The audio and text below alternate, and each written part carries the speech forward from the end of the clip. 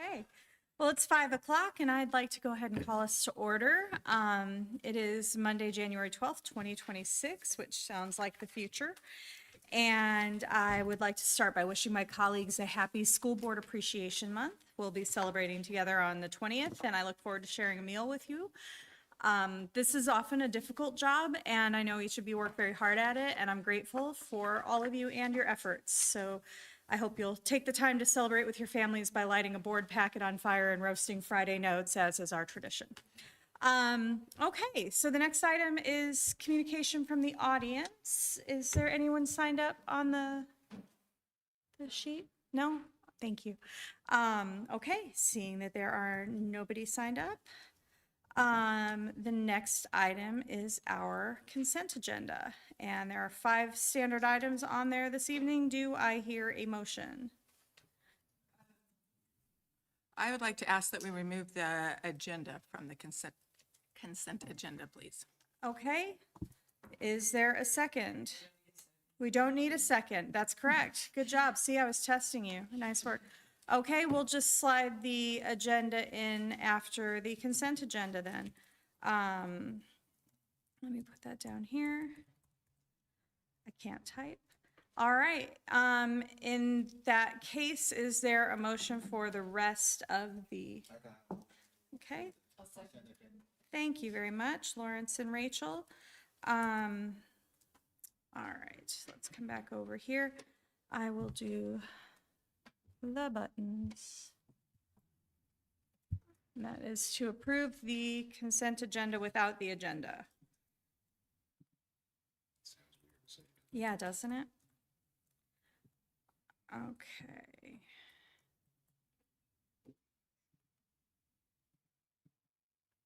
There's one more. Did somebody miss their buttons? I can't see. There we go. Okay, 7 out of 10.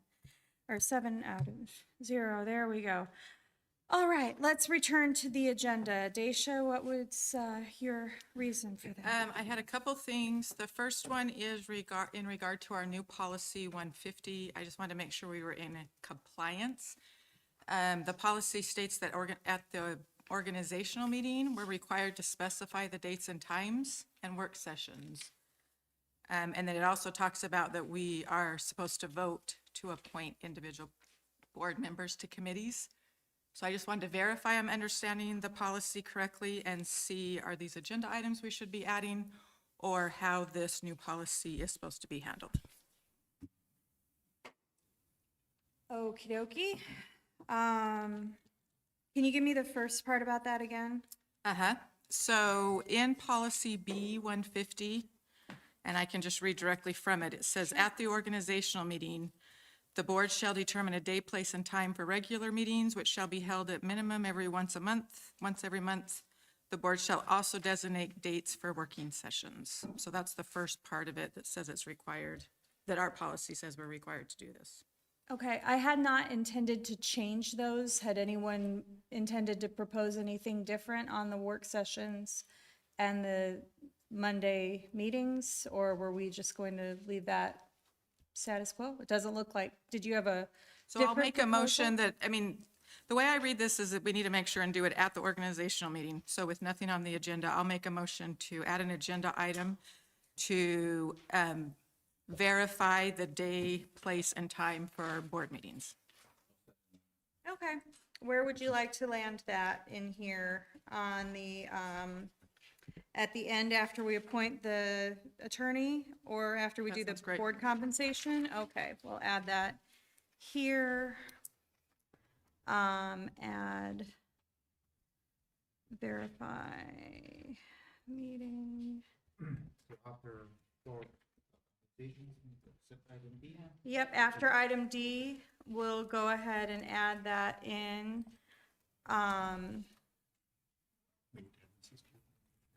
Yeah. That's a good idea. And Roberta, would you make a new note, since we have changed that policy, that on the template for this meeting to add that item each year? And we'll put it right after board compensation tonight. So it'll be item D and a half. I guess. Okay, and then the second item was the committee assignments. So the policy says the board shall appoint individual board members to committees. Later in that same policy, it talks by majority vote, the board shall appoint it, so. Well, we do have the two foundations on here. Those are historically the ones that are voted upon. But if you would like to go through the whole list, that'd be spiffy. Let's go Yes, ahead and that's do what it- that That's the right way I before. read it, so that would Also, be great. Okay, we can't plan ahead when we do work sessions because we call them when necessary. right, we've always had like the placeholder, yeah, so, okay. Rachel?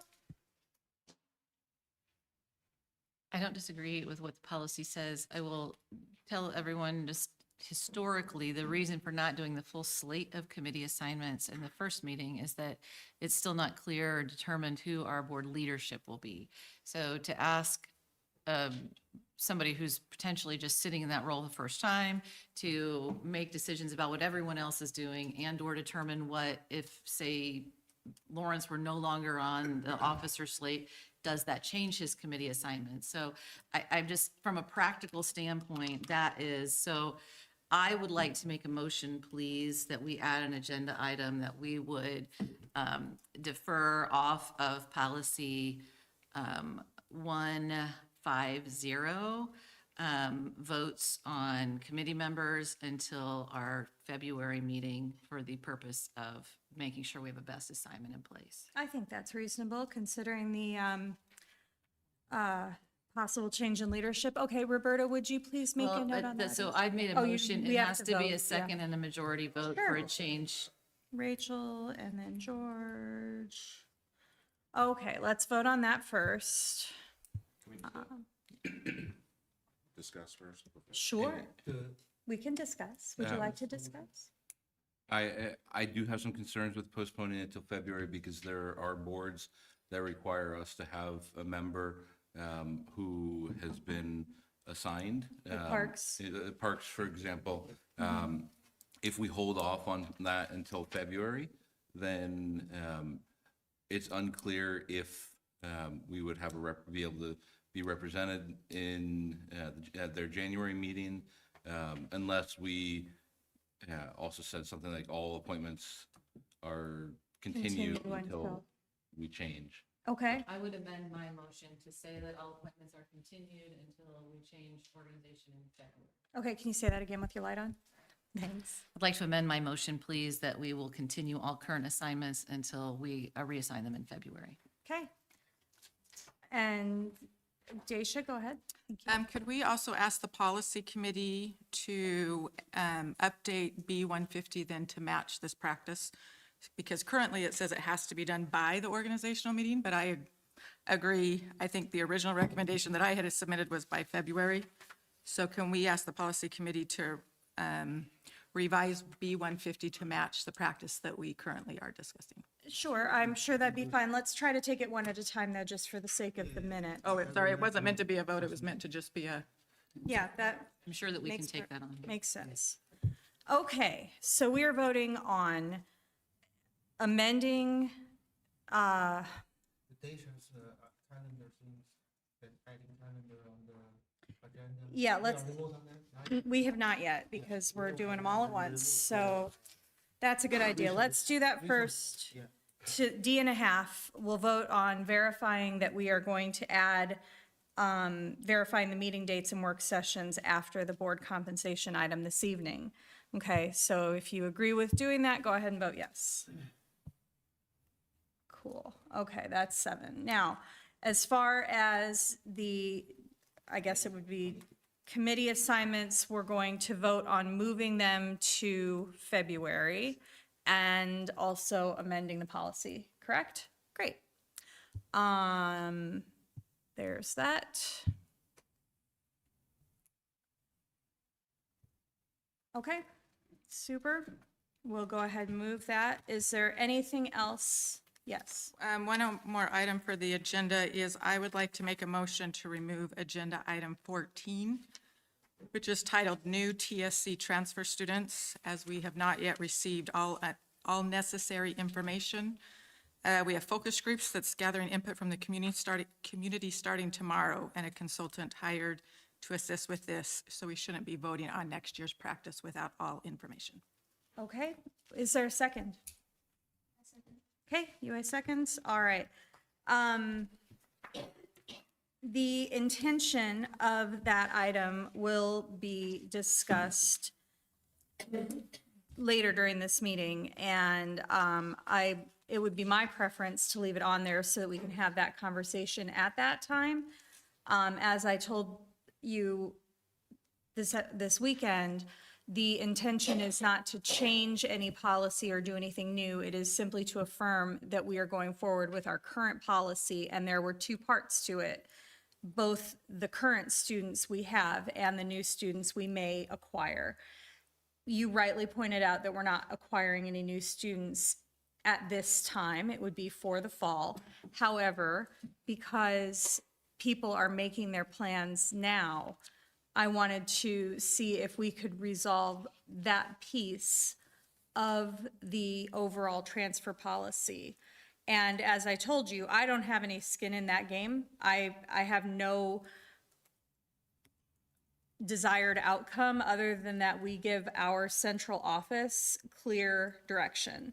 So having heard that, is there any other discussion on that piece? Rachel? I would just point out that not making that decision one way or another is effectively making a decision. So if we do not take a stance, either yes or no at this point in time, then lack of information means that those students will, more than likely, a majority of them would go and seek educational opportunities in their home district. And that, as we all know, has really significant financial implications. So I would prefer that it stay on the agenda so we can have the conversation that we're kind of already having right now at that time. That would be my preference as well. Does anyone else have anything to say? UA, please, don't forget your, yeah. So the deadline for them to apply for transfer is April or something Correct. like that, right? So that means if we clarify the policy in February after these 3 focus group meetings and the report back, and it's still not too late to clarify that policy, I feel it just make more sense because the whole purpose of having the survey and the focus group is to solicit feedback from our community, including staff members and residents. And I just feel we will be better informed to make the decision at that time. I'm not like against one way or the other, just I feel we'll be better informed after the meetings next week. Okay, So, Anyone else have yeah, I anything would to just say delay it. We can do that in February. okay. David? I just want to note that given that transfer is under one of the policies that we haven't yet revised because we've been holding off on it, in order to actually make changes that deviate from current practices, we would probably need to, because it's likely going to have fairly substantial revision, would likely have to go out for a new first reading after being revised, then spend time going through policy committee with everybody's feedback, and then be voted. So that's at least 2 additional meetings. We're not getting real feedback from the consultant until February meeting. And that means that to really change the policy, it would put it out into minimum April to approve. And so I think it's important for us to talk about it right now. Okay, thank you. Anyone else have any, Lawrence? Yeah, I think it's a good idea to keep that on the agenda, but I don't want this kind of motion. It will be kind of, I would prefer to see some open discussions regarding these things because we have a focus group next week. So we can hold these decisions maybe next month. I think it's a good balance between the patient and high quality decisions after we get more information. So we want to make a inclusive and also well-informed decision next month when we get more information from our stakeholders. Thank you. Okay, Thanks. Anybody else? Daisha? Just to make a few clarifications, the April deadline is actually not a deadline that students can apply after that. It's just a priority. Students can apply up until TSC has in the past told us that we can't accept them. So that is a little bit more information. Focus groups actually are not next week. They start tomorrow and they're Tuesday, Wednesday, and Thursday. And I feel like this conversation still hasn't answered why there's such an urgency to move forward at this exact moment. This process has moved very slowly.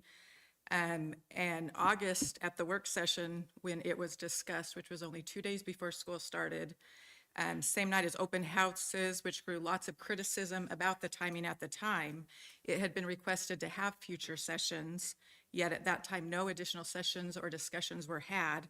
And actually, Amy, even at that meeting, you had said, there's no rush in these decisions, everybody chill. Direct quote, we can chill them out because there's nothing changing. We have plenty of time for everyone to come talk, for everyone to share their opinions, to gather all the information they're going to need to make a good choice. So it's So I almost don't- like by saying that we're ahead. affirming that we're going to follow the policy we already have, it's almost like nothing is changing. So the Because we're policy that following we the policy we have. is that currently we do not accept any transfer students. That ended in August. So when there's a phone call about our current practice for this school year, the answer is we don't accept them. When we're talking about the future school year, there is no answer because we're making a decision and collecting information. So a vote on the future school year is telling our community, I know we asked you to give us input in just a few days, but we're not even waiting to listen to it. We decided Thursday afternoon that we wanted to throw this at the end of the agenda and have a vote on it. And so that, to me, is not being honest to our community and allowing them to give us feedback before we make a decision on our next year transfer decision. That is a very interesting take. Okay, let's go ahead and vote on whether or not we're going to, hang on, I got to do buttons. We're going to vote on whether or not we're going to retain this item on tonight's agenda. So go ahead. Yes means we're going to keep it on the agenda, and no means we are not going to keep it on the agenda. Is that okay?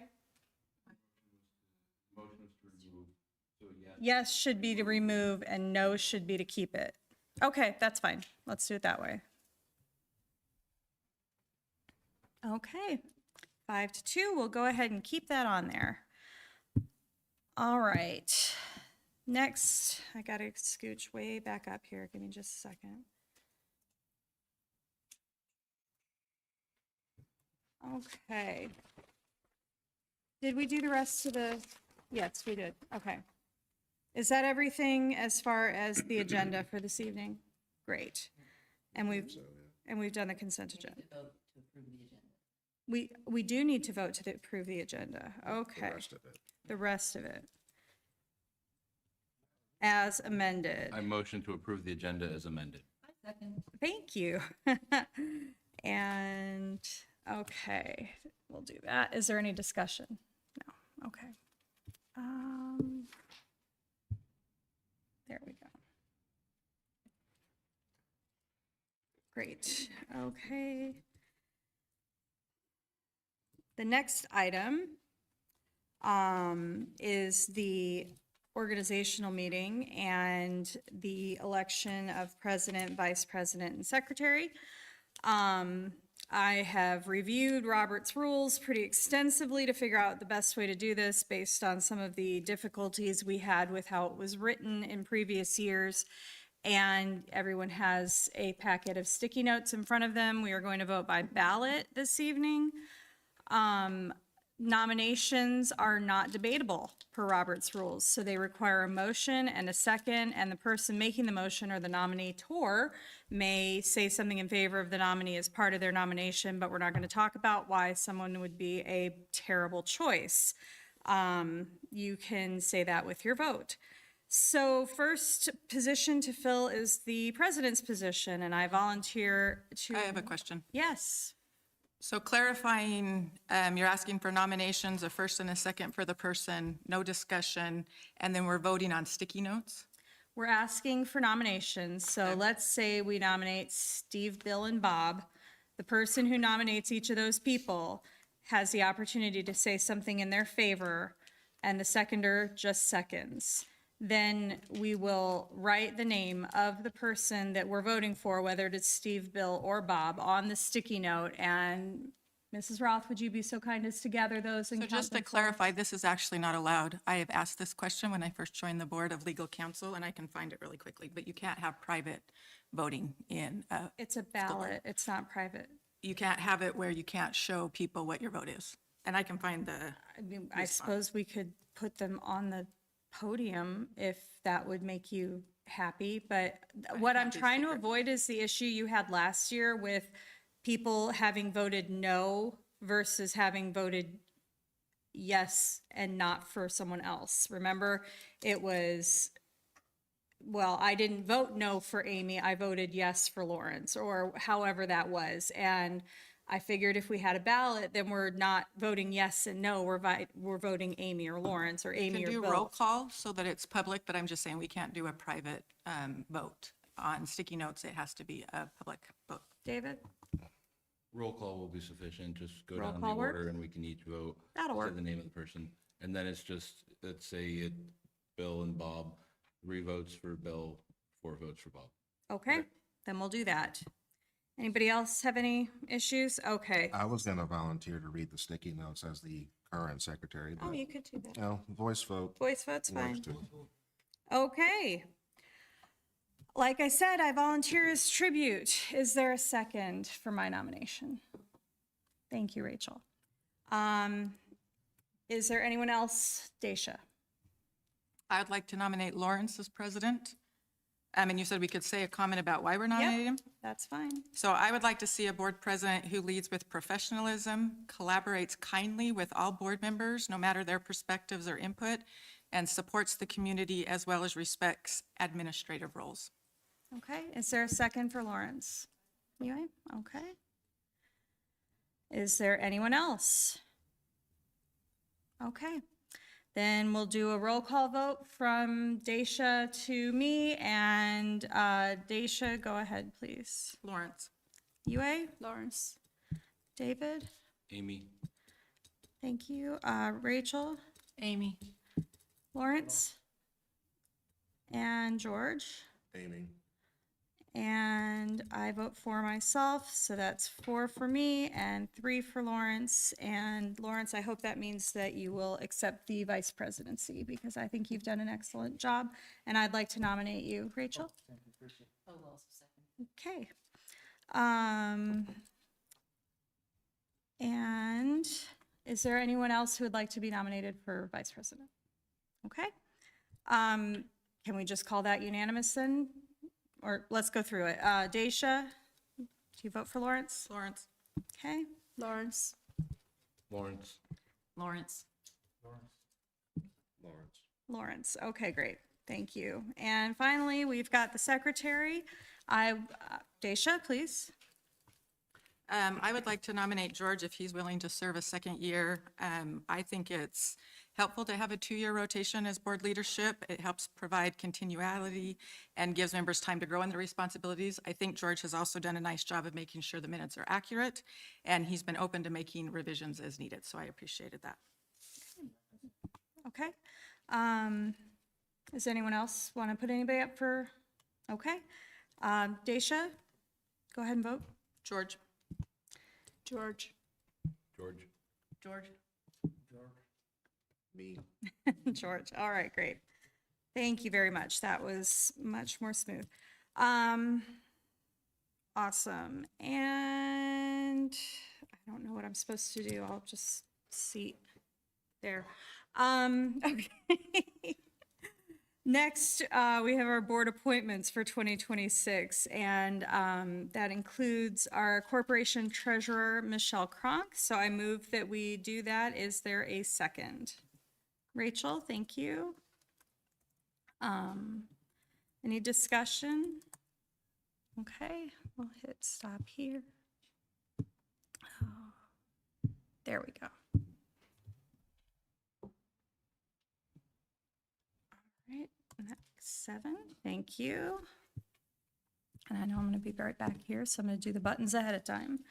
The next item is the bonded positions, which include our treasurer, Michelle, at $100,000, Janelle, our deputy treasurer, at $100,000, Leanne Montmayor at $25,000 for ECAs, and Robin Beckham at $25,000 for athletic secretary. And Mrs. Cronk, that is the amount of insurance we carry on each of those. Correct, yes. A Okay. bond is basically insurance for, if something were to happen, we would have that bond that would then insure that particular situation. Okay, thank you. And is there a motion to accept those? Lawrence, thank you. Second from David. Any discussion on that? Okay, I will start the vote. This is to affirm all those positions, 7-0, thank you. Next, we have the appointment of our school corporation physicians, Dr. Chester Ho and Dr. Anne-Marie Bianculli. We'll take those one at a time. It is the preference of the doctors due to their schedules that they both remain in that position. They share it rather than it falling to one or the other. Is there a motion to affirm Dr. Ho? Rachel, thank you. Okay, and Lawrence, any discussion on that? Okay. Buttons.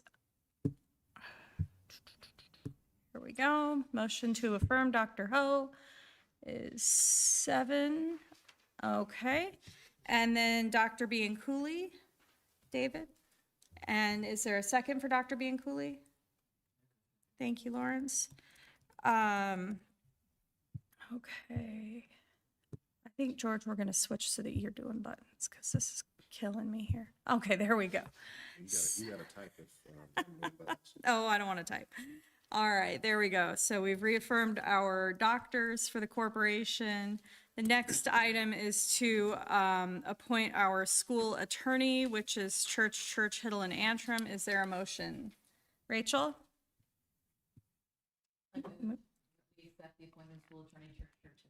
Thank you. And Lawrence seconds. Okay, any discussion on that?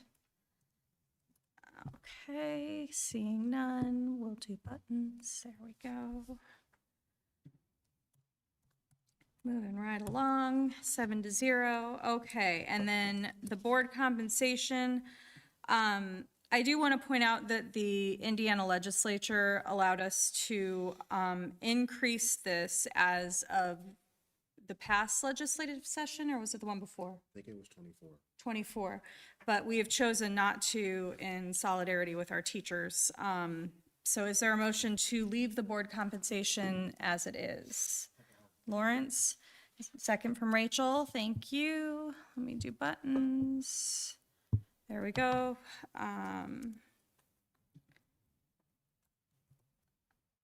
one more, there we go. And I just changed your name, Lawrence. Let me fix that. Okay, got it. All right, and now we're going to verify the meeting dates as amended earlier. Give me just 1 second to...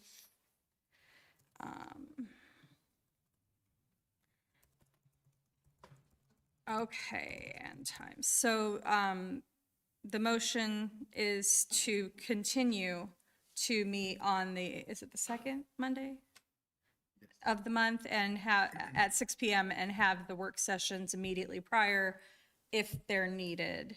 Is there a motion for that? No, nobody wants to meet at the same time. Okay, well, I had intended to set the meetings at the same time and date as they've always been. And so we need to affirm that. So Rachel? Thank you. Yeah, I move that we continue to hold our meetings on the second Monday of the month at 6 p.m. with a 5 p.m. work session if it is necessary.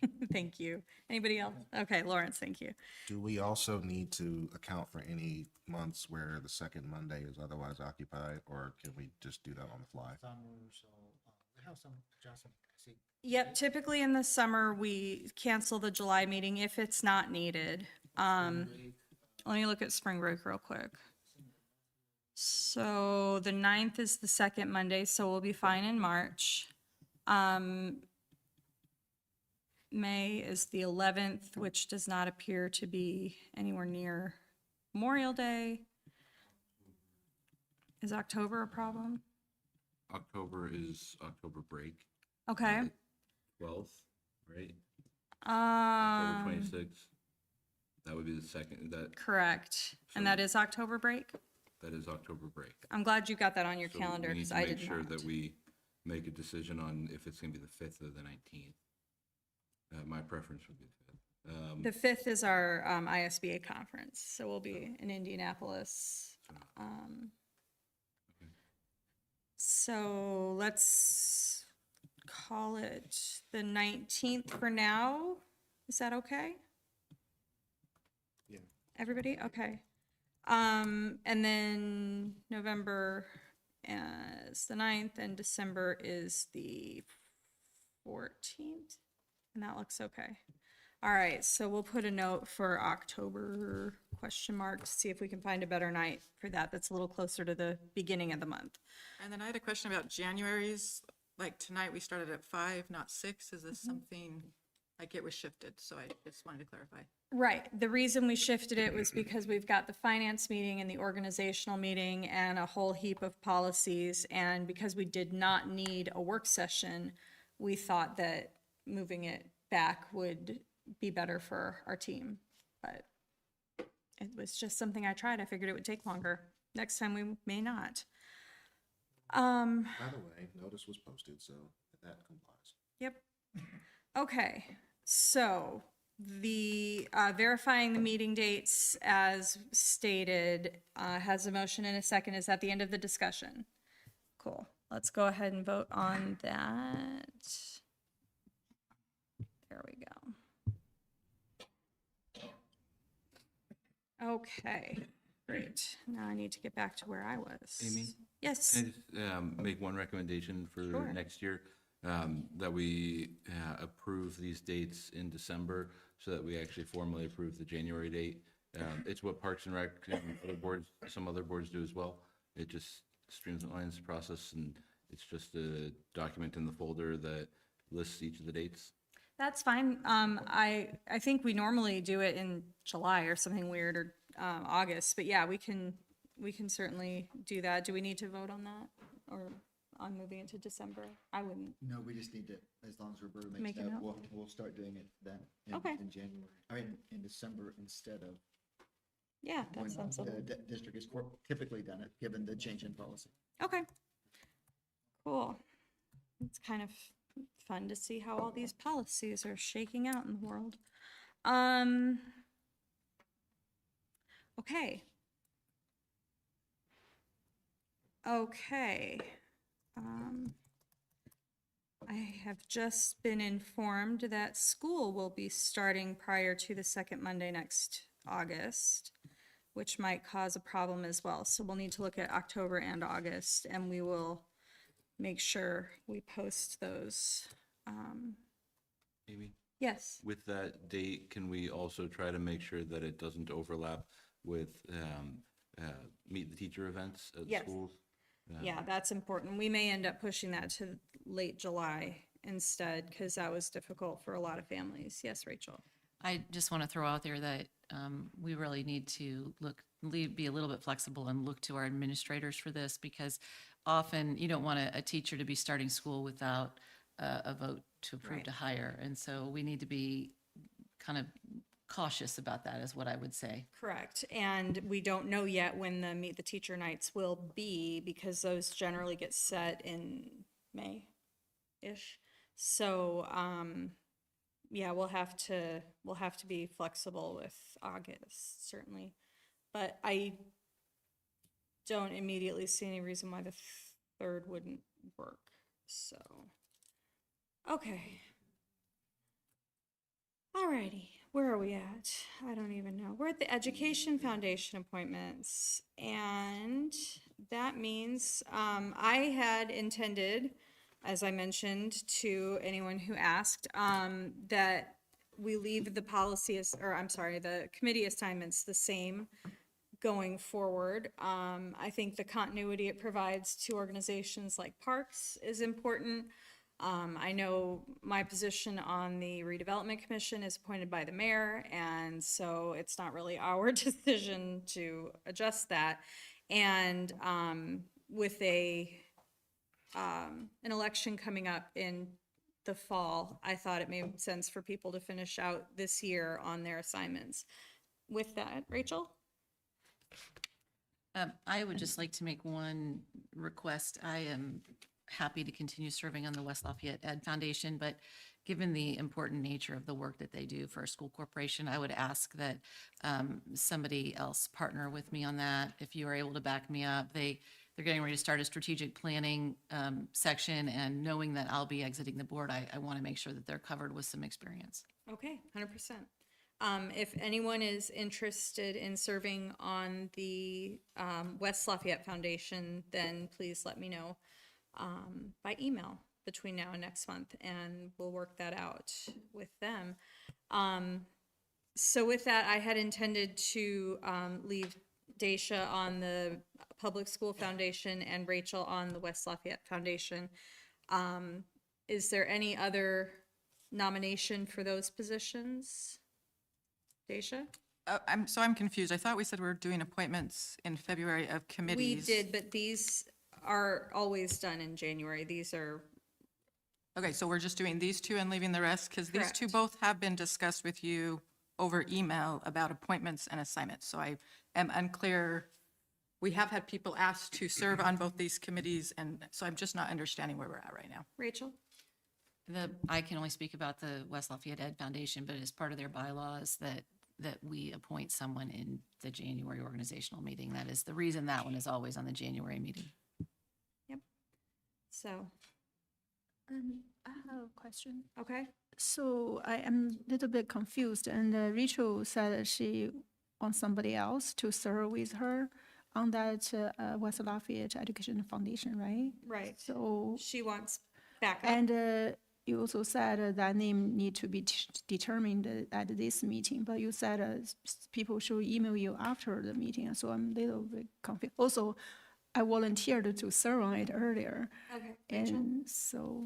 It fulfills the obligation that I be assigned to it, so that complies with the bylaws of the foundation. And an additional person, then our board chair would need to go to the chair of the Ed Foundation and ask that a second person be So the second added. person doesn't So- need to be determined today? correct. Correct. Okay.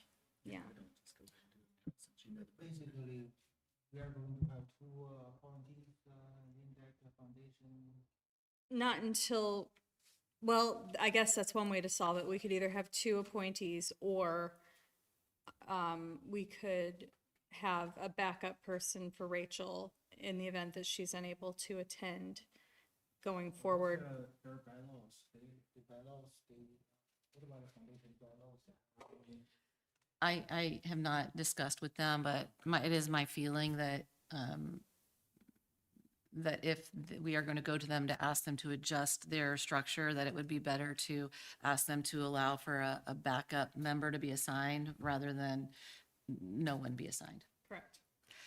They're getting ready to launch into some fairly complex work that will extend beyond the year that I will be on the board. So I want there to be some crossover there. Okay, Daisha? Just to clarify, this board, I mean, Rachel was a part of it. They've actually had two serve on the foundation, actually a majority of the time. So anyways, this is interesting. This conversation and practices has been handled differently. So We this had is not backup. in their bylaws that it's not allowed, because it has been that way quite frequently in the past. We had backup people that were predetermined for all of the positions back when I first started on the board. So, for example, I would be assigned to board teacher discussion, but I would be backup for Rachel on the foundation if she couldn't be there for some reason, which saved the president from having to coordinate those backup people, but we stopped doing that because it was a lot to assign. So, does that clarify? Great. I'm just sharing what past practices. Also, I'm confused on this committee because you had asked for us to ask what we wanted to serve on. I had emailed you and shared. You had said you wanted Lawrence to serve. as the Education Foundation appointment, so this is why this conversation is confusing to me. Let me go back to that.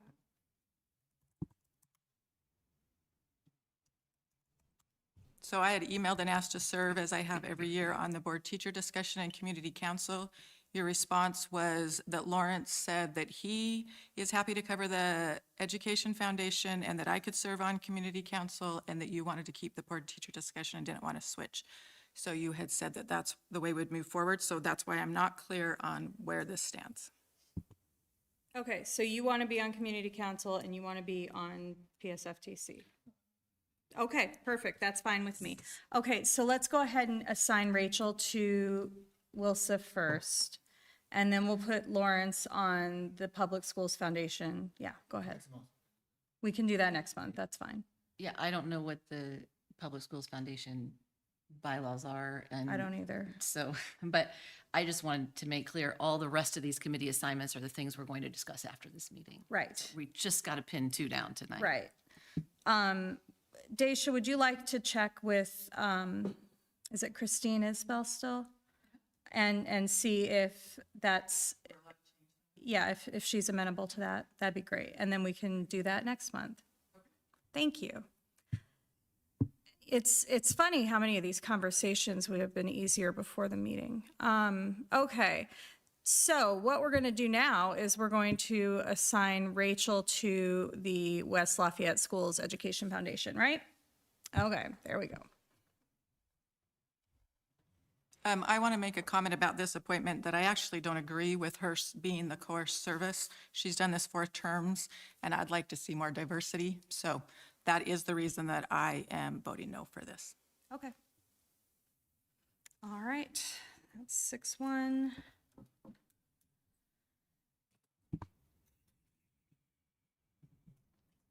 Okay, we have communication from the audience that we, yes.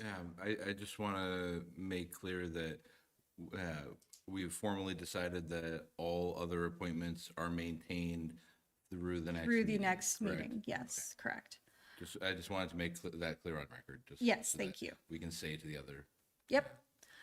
Was it you, sir, that wanted to speak, or I got a text? Was it David? Yeah. Oh. That's okay. No, come on up, because we had it early, so I'm willing to hear what you have to say as always. Hi. Hey, good to see everybody. Happy holidays. Just wanted to say a quick thank you to the administration and board for your consideration of a policy that deals with teacher compensation. We came to a realization that some of our policies didn't maybe play all that nicely together, and I just wanted to express my appreciation for Dr. Griner's quick action on that, and the board policy committee as well. So thanks so much for your effort in helping to take care of teachers. Thank you. Next item is Rachel. I just wanted, that this, I know it's a little unusual, but the policy that he is referring to, that Mr. Joseph is referring to, is one that you've not seen yet, I don't believe, so. First reading. We're first Yeah, reading it it's on tonight. first reading tonight, yeah, so, So next Yeah. month we will, yeah. so I just want to explain which policy exactly he's talking about. That's it. Okay, thank you. The next item is preschool continuation, and that is Mrs. Roth. About 2 years ago, you were asked to approve a pilot that would run for 2 years at the elementary school. And over the 2 years, we have managed to operate efficiently, managed to operate at capacity, and managed to gain voucher funding. And at this time, with the blessing of the administration and the staff, the preschool of the elementary, we would love your approval for the preschool program to become a permanent fixture beyond the pilot.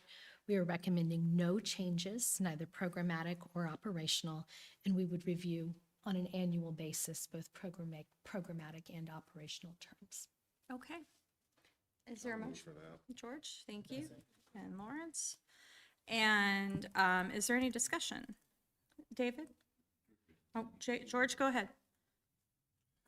Just to say, I have one kid in the pre-K now and another kid that went through the pre-K and is now in kindergarten. And I have not heard a single bad word from any person about it. Not parents, not anyone outside the district. I've even had people ask why it's not bigger. So we're definitely on the right track. Great. David? Fantastic transition to my question. What consideration have we made to expansion over time, given the needs of the greater community, as well as to working to increase teacher pay to make that line align with our other elementary school teachers? So these are things that we would look at for future years, and these are things that we would work toward long-term. Right now, it is at capacity, so that does demonstrate that there could be other interest. With regards to pay, we would have to look at what we charge, which we have tried to keep it competitive at the voucher rate to ensure that it's self-funding. So we don't want to make any money off of it, but we do want to make sure that it does fund itself. That way it is not taking away from K-12 educational funding. Okay, thank you. Lawrence, yes, please. Quick clarification questions regarding the tuitions. My understanding is for this year, upcoming years, we won't increasing the tuition. But I mean, given current situation, everything, I mean, the inflation just push up. So you guys are comfortable with this kind of tuition, and we can still financially, I mean, sustainable? So, Yes. okay. I outlined in the memo, which is public knowledge, it doesn't cover indirect fixed cost, but those are fixed costs. So we're comfortable at this time not including those. Those would be something that if we were to include them for the future, we would update the board and update the cost as needed. Yue? Yeah, I heard a lot. Sorry. I heard a lot of good words about the preschool. Thank you so much for everyone who worked for it. And I just have a quick question. So right now, do we typically have a waiting list, or how is the enrollment or the needs there? Yeah, we do, as we initially proposed, we do a 3-tiered launch. We first open it to staff members and anyone who qualifies for the voucher within staff. Then we open it to the in-district community, anyone who qualifies for a voucher and in-district. And then finally, it is open to anyone in the greater community with preference on the voucher. So we do a 3-tiered model, and we do end up with some students who are on a waiting list. Oh, I think there's a follow-up. Go ahead. Just a follow up very quickly. Typically, do those students move up to our K? It's not been an issue. Typically, students that would be on a waiting list would find other accommodations, but we do keep a list for people who are interested in being on one. Okay, go ahead. I mean, those who are in our preschools, do Yes, they go yes. to our K afterwards? yeah. Okay, great, thanks. Thank you. Lawrence, go ahead. Just a quick follow-up. Do we have, currently we have waiting list for our K, pre-K program? I don't think we do it, do we? We have, Okay. they were on the waiting list starting in August, so I'm not sure if they are still interested Oh, in okay. joining. But yes, we do still have, I think there's 2 people. We kind of keep a list of people who are we have interested, to- but we don't officially open until, well, we wanted to wait until it was approved for the long term before we officially offered anybody any seats. Okay. Yeah, and the other thing about a pre-K is because it doesn't follow the same sort of boundary assignments as the school does, what can happen is if somebody doesn't get in here and instead gets in at STEAM, and then a slot opens up here, they're free to take their kid out of STEAM and bring them here. Any other discussion? Okay, let's go ahead and do the buttons and start the vote to continue the very popular preschool. Fastest one of the night. Awesome. All right, next we have a non-standard course proposal, which is also Mrs. Roth. So I do want to explain what a non-standard course is. That is a term that IDOE uses, and it does not mean it is any kind of unacceptable or strange, aberrant course. It is simply not a course listed in the IDOE course catalog. And so that is the reason we ask for board approval before we move forward with it. And then essentially it is sent to the state for approval. In this case, this is a course at the junior, senior high, specifically the high school. And it is a new non-standard course. And as I said, it is not part of the IDOE course catalog, and it goes through the approval process. This course actually would combine two standard courses. And one of the courses is already taught. In the memo, we outlined that the IDOE course 7171 is a nutrition course that is already taught.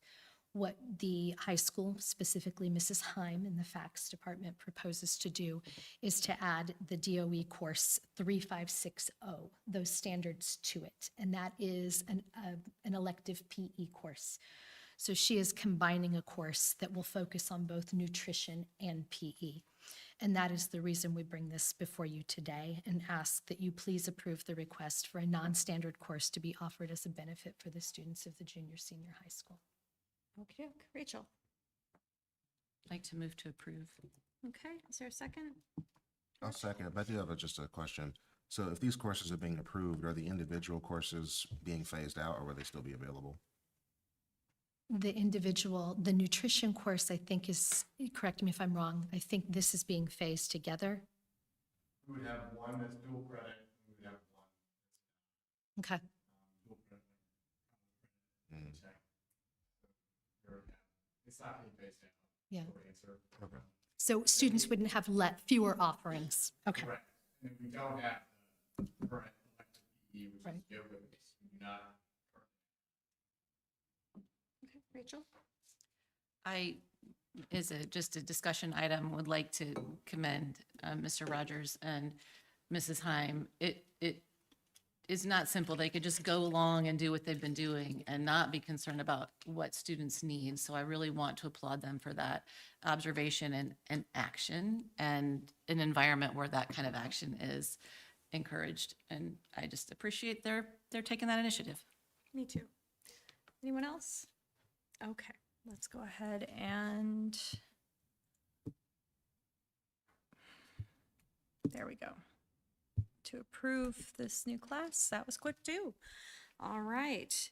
Yeah, Mrs. Heim's class kept one of my kids sane during COVID, so she will always have a special place in my heart, as will all that she offers. The next item is the proposed 26-27 course fees, and for that we go to Mrs. Cronk. As mentioned previously, state code now allows schools to charge reasonable fees for non-curricular supplemental items used in the classroom. Curricular items are defined as textbooks, workbooks, technology, hardware, and software. Items outside of this definition can now be charged as a fee to families as long as there is justification for the cost. We've included proposed fees by grade level for the elementary and intermediate, and fees by class for the junior, senior high school in your board packets. I know the principals worked really hard with their teachers in December to get those together for me early. The fees cover supplemental materials that the students will either consume, get to keep, or use as part of a project that will be taken home. As a reminder, students who are either free or reduced for meal purposes are exempt from course and miscellaneous fees. I ask that you please approve the proposed course fees for 26-27 as presented. And we did try to be very cognizant of the amounts that we set for classes, especially at the high school, as Mr. Rogers was working with his teachers on that. Okay, is there a motion? Rachel? I move that we approve the 26-27 course fees as presented. Okay, second, George or Lawrence, either one. Okay, any discussion on this item? Rachel? One of my concerns when this came to us before is that it seemed very focused on arts education and those classes, and I can tell that really a lot more went into developing a list that was more balanced and really thoughtful. So thank you for kind of being aware of that and adjusting those things. I really thank the teachers because I know they put a lot of work into it the last couple of weeks of December, so. David? I'll start off by saying that I plan to vote in favor of this, given where budget concerns may be due to all the changes made by the state. However, I fully disagree with the idea of charging course fees. for public schools, given that we should be providing a free public education. I understand that the fees are waived for students on free and reduced lunch, but also looking across the list of classes of the high school, I don't think it should ever cross a student's mind that, well, maybe I shouldn't take this class because there's a fee associated with it. I think that we need to be really careful about what we are charging families for in this environment, especially as we're approaching the consideration of renewing or revising our referendum. And I think that the costs that we recuperate through the fees, we should consider building into the referendum itself, and then not doing course fees in future years, because I don't want us to have to be charging families for free public education. Thank you. Yue?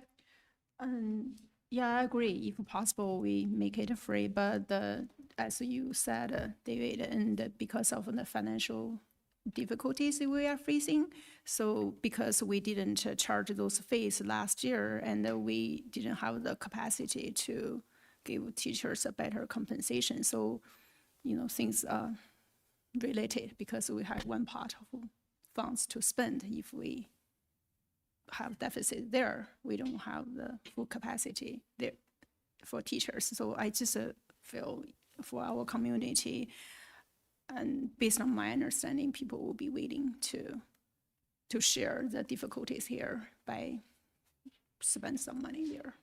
So Okay, thank you. Daisha?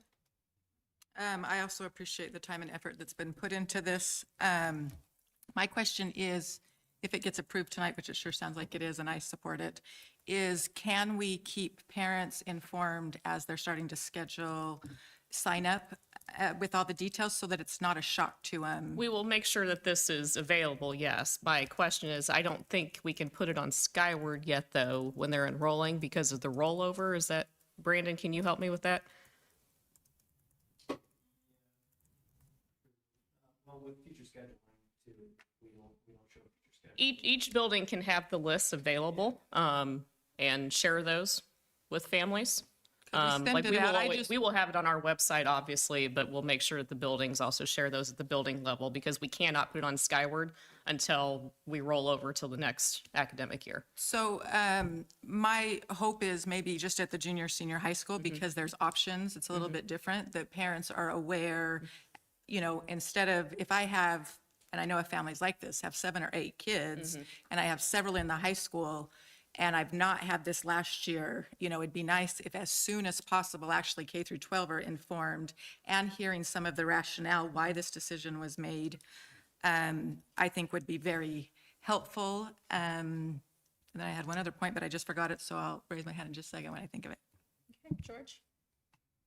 Yeah, I'm in agreement with everybody else. I don't want to have to do this, but the state government puts us in a position where we don't have much of a choice. So there's 2 things for anybody out there listening to think about. One, contact the state legislature and let them know your displeasure about this. And 2, we just so happen to be approving a policy tonight about gifts and donations. So if there is anyone out there that wants to start an activities fund, we're all ears. Okay. Anybody else? Yue, I think, and then Daisha. To follow up with Daisha's point regarding informing parents for their student course selection, I remember every year students will get a sheet of paper to check the courses that they are interested in taking. I wonder whether it's possible to put the kind of price tag to those courses, and so they are aware of that when they make those choices. I don't know, surely people shouldn't make their decisions based on that, but I cannot think of a better way to inform them. And beside that, course sheet. Daisha and then David. Okay, the other thing I thought of is, I wondered if we can reach out to the foundation. They have done a great job of offering scholarships to cover for students that are in need that aren't falling under the threshold of free or reduced. And to me, I would love for when we share the courses costs, that there's an asterisk that says, even if you're not free or reduced lunch, and this is going to impose a hardship, reach out to your principal, or if the foundation gives permission, I think we have a lot of members in our community that would be willing. We did this, I know, when I taught with with field trips. We would put a little star and say, if this is something you can't do, just let your administrator know, and then parents were willing to step up. And I think that's important, because I do think we have some families that aren't at the level of getting it free, that this may be a burden and change their behaviors. And if that's so, I think we should encourage them to reach out to who they're comfortable with, a teacher or an administrator. And I know many of us that would be willing to help and not need to know who it was to support them. So if that's possible, I would love to see that. Okay, David? And I completely agree with making sure that we're able to make this well-known and affordable, but then it also gets at the issue of parents and students making decisions about courses because of attached fees, which is why I have the broader concern about us imposing fees, and why I think we really need to build in these cost estimates into the referendum and then not charge fees in the future. We need to make sure that parents are aware of it. But it gets back at that bigger concern. I just wanted to reiterate that. Okay. Anyone else? Rachel?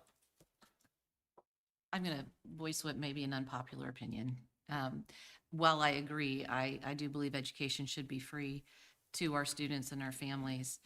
I fully support that being funded in some other way, and I agree the foundation has done a wonderful job of picking up in certain areas, for example, most recently on AP exams, which has been wonderful.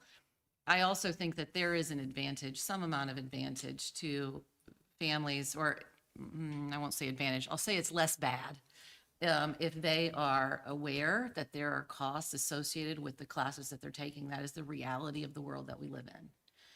Our teachers purchase supplies for their classrooms all the time. It is the reality of the world that they are living in.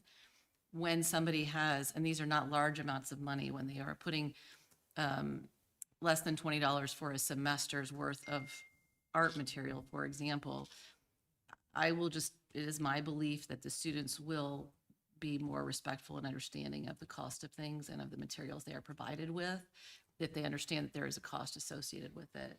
So I just don't think it's a horrible thing. I agree free would be better, but I think there are advantages to the fact that there may be some small fees assigned. Okay. We ready to go ahead and vote on this? Or Lawrence, Yeah, just wrap it up for us. just a quick. I think probably one thing is I have a question regarding the administration cost. We have communications. $10, $20, $30 we collect from students. From you guys' point of view, when we carry out these things in terms of operation cost, they're increasing. You need people to collect the money, bookkeeping, to prepare paperwork, everything. You think it won't be much cost, right? The staffing is the same as it was when we used to do it, so there's really no change. We didn't get rid of positions because we were no longer charging fees. It's an inherent part of the enrollment process, and it's online, and those fees are typically collected online. It's just some extra reports we're going to have to run on a monthly basis when we do our month-end stuff in our office. Okay. Really, and then somebody will have to assess the fees on Skyward, so that will take a little bit more work at the beginning of the year. Okay, thank you. Another thing I want to reiterate, some other members, my colleague already talked about, we want this maybe sometime in case the state budget, if they change, they have for example, if they increase, probably we can, remove this charge.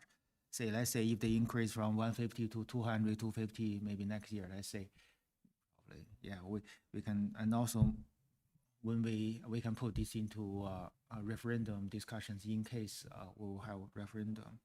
So that's one thing. Another thing I'm regarding from student point of view, the elementary school, intermediate school is okay, say $10, $20, $40, but high schools, I I try some. If you are very smart student, talent student, you take a lot of class, you put them together, it's over $100. So I'm thinking, I mean, $100 for some people, they don't care. I mean, but for some family, that's probably 1 week's groceries. So I think probably, I'm just thinking, maybe we can have a kind of cap, up limit, say up to 100 something. So in that case, for some people, some students, at least release their little bit concerns. If people take several class, and at least this up to 100. That's the worst situation. Something like that. That's just some my ideas. But overall, I think that this is the way, as Rachel said, the student also need to understand there's some cost with their some choice. So that makes sense to me. Thank you. Okay. Yue, last one. Yeah, another thing is that just for this year, I guess most likely we have to pass this, but for the future, maybe we can think of some ways to make money. And for example, for just recently, I heard the parking lot sale is a big success. We make a lot of money by selling the parking space for football events, right? Something like that. So similarly, for example, orchestra or performance, maybe we can charge one person $1 or something every time we have a big attendance, and the people may not mind spending $1 to watch the show. And we did that for the musical, and we probably can also charge. I mean, not we, the orchestra department can charge that, so to reduce the cost for their education. That way, it's kind of fundraising. Just Sure, go ahead. Yeah, regarding Dr. Yin's question about the parents' council's parking fees, I think that's the parent council. I mean, the recent year they didn't have enough revenues, so that's why they have these things. They collect some fees to appreciation teacher appreciation grant, and also some lunch or something. It's not difficult. A lot of parents sign up with students. You see the very cold, below 0 degrees, so they have rotate. So each one go out 20 minutes and then come back in the car, warm up. Another one go there 20 minutes. So that money is not, from my point of view, it's not easy. I think that there's several parents really dedicate to make the parents' council have enough funding to run so they can appreciate teachers. So, but I think that's just for the parents' council, I think probably. Okay, thank you. That's just actually. Okay, let's go ahead and start the vote on this one. To approve the course fees. All right, took the long way around to pass that. The next item Can I just is, say thank you for the dialogue? Thank you for things for us to consider, and thank you for the yes vote on this particular item. We really appreciate it. thank you. All right, the next item is the roof, and Michelle again. We've been working with our architect at Fanning Howie about pursuing 2 different sections of roofing at the West Lafayette Senior High School this summer. One was included on the 26 to 28 capital projects plan for the summer of 26, and one was included for the summer of 27. Due to the current nature of escalating construction costs and materials, and for the fact that money is available in our GO bond and the 2020 lease construction fund, we would recommend moving forward with both of those projects this summer rather than waiting to do the second one next summer. Due to there being 2 different projects coming from 2 different funding sources, we will need 2 different architect agreements. The estimated cost of the roofing section 8 outlines a total projected construction cost of approximately $632,100, with the architect and technical services agreement amounting to $79,000, which is 12.5% of the projected construction cost. The estimated cost of the roofing section 18 to 28 outlines a total projected construction cost of approximately $603,750, with the architect and technical services agreement amounting to $75,470, also 12.5% of the projected construction cost. Both agreements are in the form agreed upon between our architect and our legal counsel at Church & Church. Those sections of roofing do need to be addressed. So it's not something that's dire straits, but it's something that we need to be proactive and get them done before they cause us issues. Please approve the architect agreements as submitted so that design and technical work can commence. Okay, can I have a motion, please? Lawrence, is there a second to approve? George, thank you. Any discussion? Okay, I mean, roofing is really exciting, I know. Riveting. It would probably not last as long with rivets. Go ahead. Just quick, I think I already have the email, Fred, I know you already answered my question, but I just reiterated on the meeting. So I really appreciate you guys doing this early, proactively, and we try to finish that with minimize the impact of that change. And on most our- roofing stuff at schools, they do start early enough in the summer that the bigger portion of it that would affect the building is done during the summer, and then they do the finishing touches. It may not be finished by the time school starts, but they would be finishing it up probably pretty quickly around August, September. So, Okay, typically. yeah, Unless it, thunderstorms all summer, that might cause a problem. Let's hope Okay, that yeah. doesn't happen. Great. That's just my question. I really appreciate that you guys can do that early. And also, we combine them together. I think given current situation, probably the inflation will keep up, and then the better maybe early than the later. So I appreciate that. So the only thing is regarding the finish time, the time-wise, but as you said, probably won't be interrupt our, business should be as usual, so that would be great. And we Thank you. typically like when roofs get done because we don't want leaking in the middle of the school year. Right, principals? Yeah. Just a couple of technical questions. One, I hope I can answer them if they're technical. what kind of roof do we have? Is it a tar roof? Is it a sheeting roof? Because I'm assuming there's no shingles or tiles on. Correct. There's no shingles or tiles. That is the extent that I can answer that question for you. Yeah, the reason I asked is because if it's a tar roof and they're going to have some tar equipment, it might be worth letting the immediate neighbors know that it's going to smell like Yeah. wet I asphalt. for I don't remember them having tar the last time we did a section of roofing at the high school, so. And we may have talked about this before, but for my benefit and for anybody else who's listening, why do we need an architect for a roofing job? It is part of the requirements for state purchasing for public works. You have to have an architect if it's over a certain amount. Okay. There you go. And these definitely meet that requirement. All right. Yep. Okay. Yeah, I think the architecture very important, this raising. I think that's part thing. Yeah. Okay. I mean, the professional service they provide compare with the cost we pay for them, I think is quite reasonable. They do surveying and they do specifications, and so we can put that specification on the market for the bidding things. And they also kind of all these things, they review what's going on. So kind of we have kind of third eyes on our interests to look after the project, make sure. And Fanning Howie has been great. The I guess I would just call them the clerk of the works or whomever who is on site managing the work. They're on it. They tell me what's good, what's bad, what needs to be improved, when I can pay, when I shouldn't pay. They're on it. They're wonderful to work with. So. It's a shame GLCA doesn't have a roofing class that we could. All right, we'll go ahead and start the vote to approve the roof. Awesome, there we go. All right, my favorite part of the meeting is the policies. Here we go. We have Rachel, take it away. So our first section of policies, and just so you know, as a reminder to everybody, last month, the policy committee, David, Lawrence, and myself accepted a really excessive number of policies. We didn't quite get done with all of them. So you're going to see in the first section, per usual, we have second readings that had no recommendation. Agenda item 11, we had second readings that had different recommended language from board members, and then, or were significantly changed. And then the third section are first readings. You'll see a few in there as well.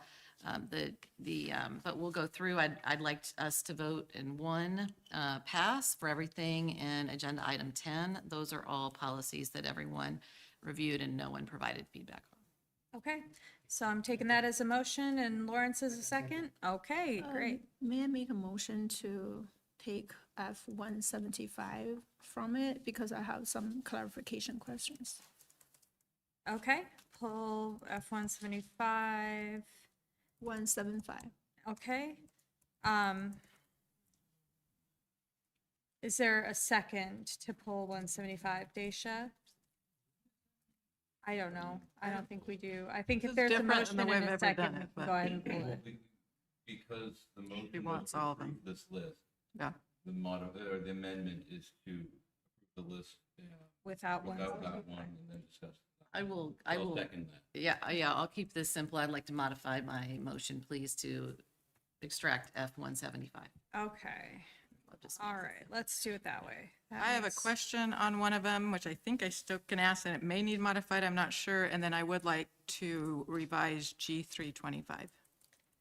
Okay, So should I ask my question and then we see if we want to modify it, or how would you like me to handle F350?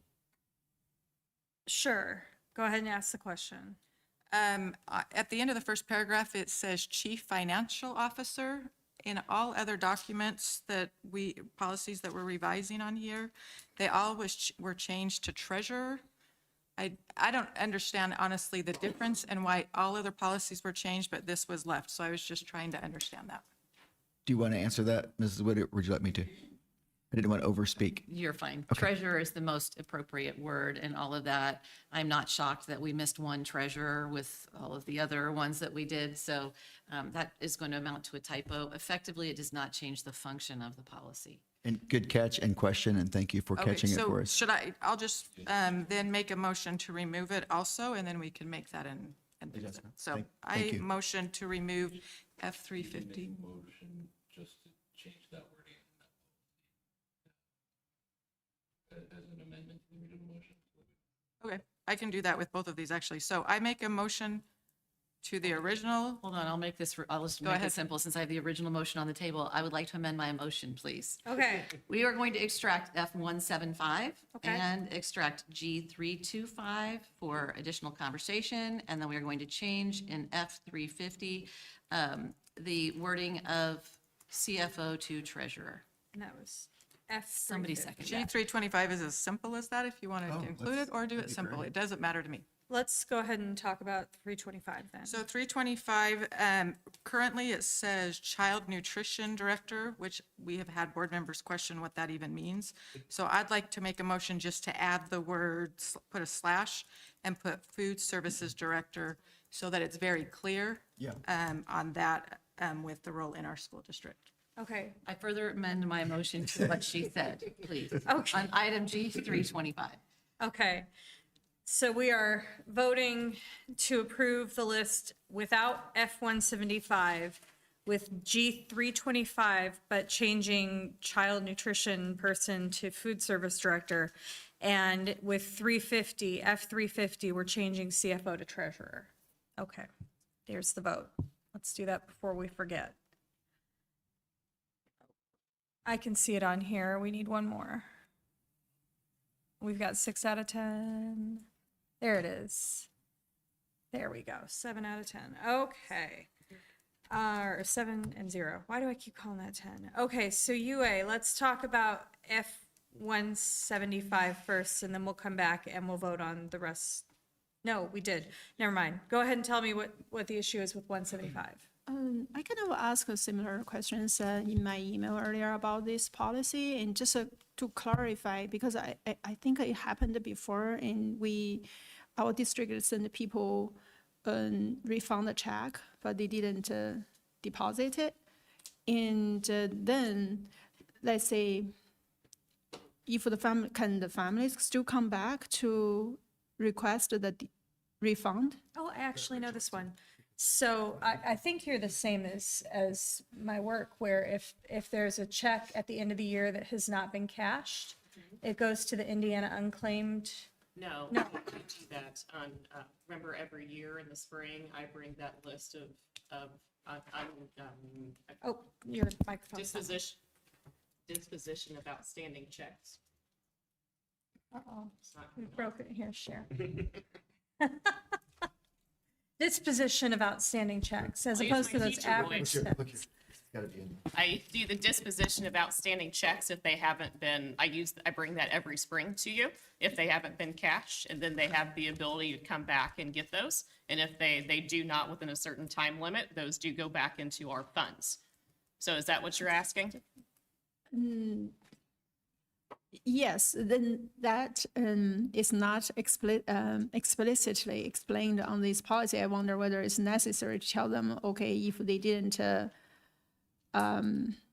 cash the check timely, they can still come back to ask for it. Maybe for small amount, it doesn't matter, but if it's for a bigger amount, and can they still come back to request the refund, or whether there's a limit So for this it? policy in of itself is the collection of debt. If someone, for instance, loses a laptop and they owe us for the replacement of that laptop and they don't pay us, that's what this policy, Right, but at the Right. end, it's also talk about refund. So kind of related to the outstanding, the last paragraph where Right, the right. So- positive balance exists. right? So I wonder for that one, So the do we? positive balance existing is like in the food service fund, yeah. or if there's a positive balance, what used to be the textbook rental fund, that we would make every possible effort to get that money back. That's what that's talking about right there. Right. Yeah, I see that. But my question is, let's say the family moved home, or somehow they didn't receive the check, and the deposit timely, can they still come back to ask for it? Yes, they can still come back and ask for it. Is it infinite, or there's a When we time do that limit? disposition, all that information is in that memo when I bring that yes, they can come back still within a time period and ask for that, and we can reissue the check. Okay, but we don't specify the time limit, or, It's in state code. okay, Yeah, it's, Checks are void after a certain amount of time, yes, yeah. and so we follow what's in state code with regards to that. But let's say their check become void, They and, can but come these back can and ask still us come to back to reissue. ask for reissue. They can ask for a Okay, reissue. yeah, just to clarify that, thanks. okay, George, did you have something? She answered. the Oh, question. okay. I was just gonna, well, since I'm talking already, I was just gonna mention that most checks have a standard void by date on them. And so they can reissue it after the void by date, but once the check is 60 or 90 days old, no bank will take it. So it's up to us to reissue it. Right, I understand. My question is just after the check become void, people can still come back to ask for it. And because we didn't say that in the policy, so I just want to make sure it is the case. Yep. Anybody else? Thanks. David? Motion to approve F-175. Okay, is there a second? Daisha? Sorry, I just saw, and I'm sorry I didn't see it before. Number 3, I want to revise the motion to change his to her to their parents. On number 3, I just saw it, and I was on the I overhead. modify my motion to fix that. We caught about 10 of these. Yeah, I just saw it right this second. Okay, so motion to. Yeah. Can I just point out to the board that, to my fellow board members, the policy committee communicates here at this meeting every time when we are going to be meeting next to discuss policy, and policy is provided to everybody on the board. And the best thing that everybody can do to help us avoid this is to give feedback, read the policies and give feedback to the policy committee so that we can incorporate it in our conversations and we can get all of the answers that everyone wants. So the big thing that you can do to help us, please, is read the policy and hit the deadline. It would be so helpful. Okay. Anybody else? So we need a second on David's motion to approve. Rachel, great. With the modification. With the of- modification, yes, of his and hers becomes theirs.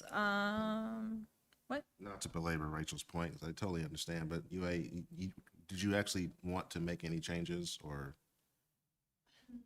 Ideally, I think it'd be nice to have that specific information in it, but if it's a kind of common knowledge for others, that's fine. But I hope people understand that even if they missed the check, they can still come back to ask for it. And should we, I don't really know whether we should put that explicit there, and they can ask for reissue of the void check if they missed Okay. the check earlier. Should we do that? Nah, I think it's good the way it is. It's pretty common knowledge that if if a check is lost or destroyed or not cashed in time, you can go back and Okay. have a Yeah, conversation. if that's the case, that's fine. Michelle's not that scary.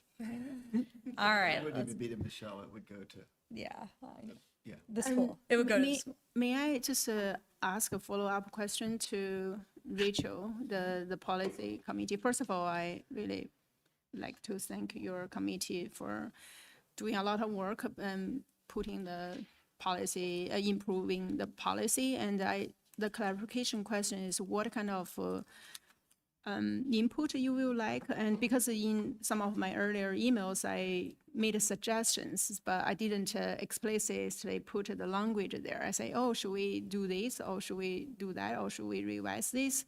I kind of ask a question. So would you rather have that specific language? For example, I say, oh, let's put this sentence in this policy in the paragraph 3.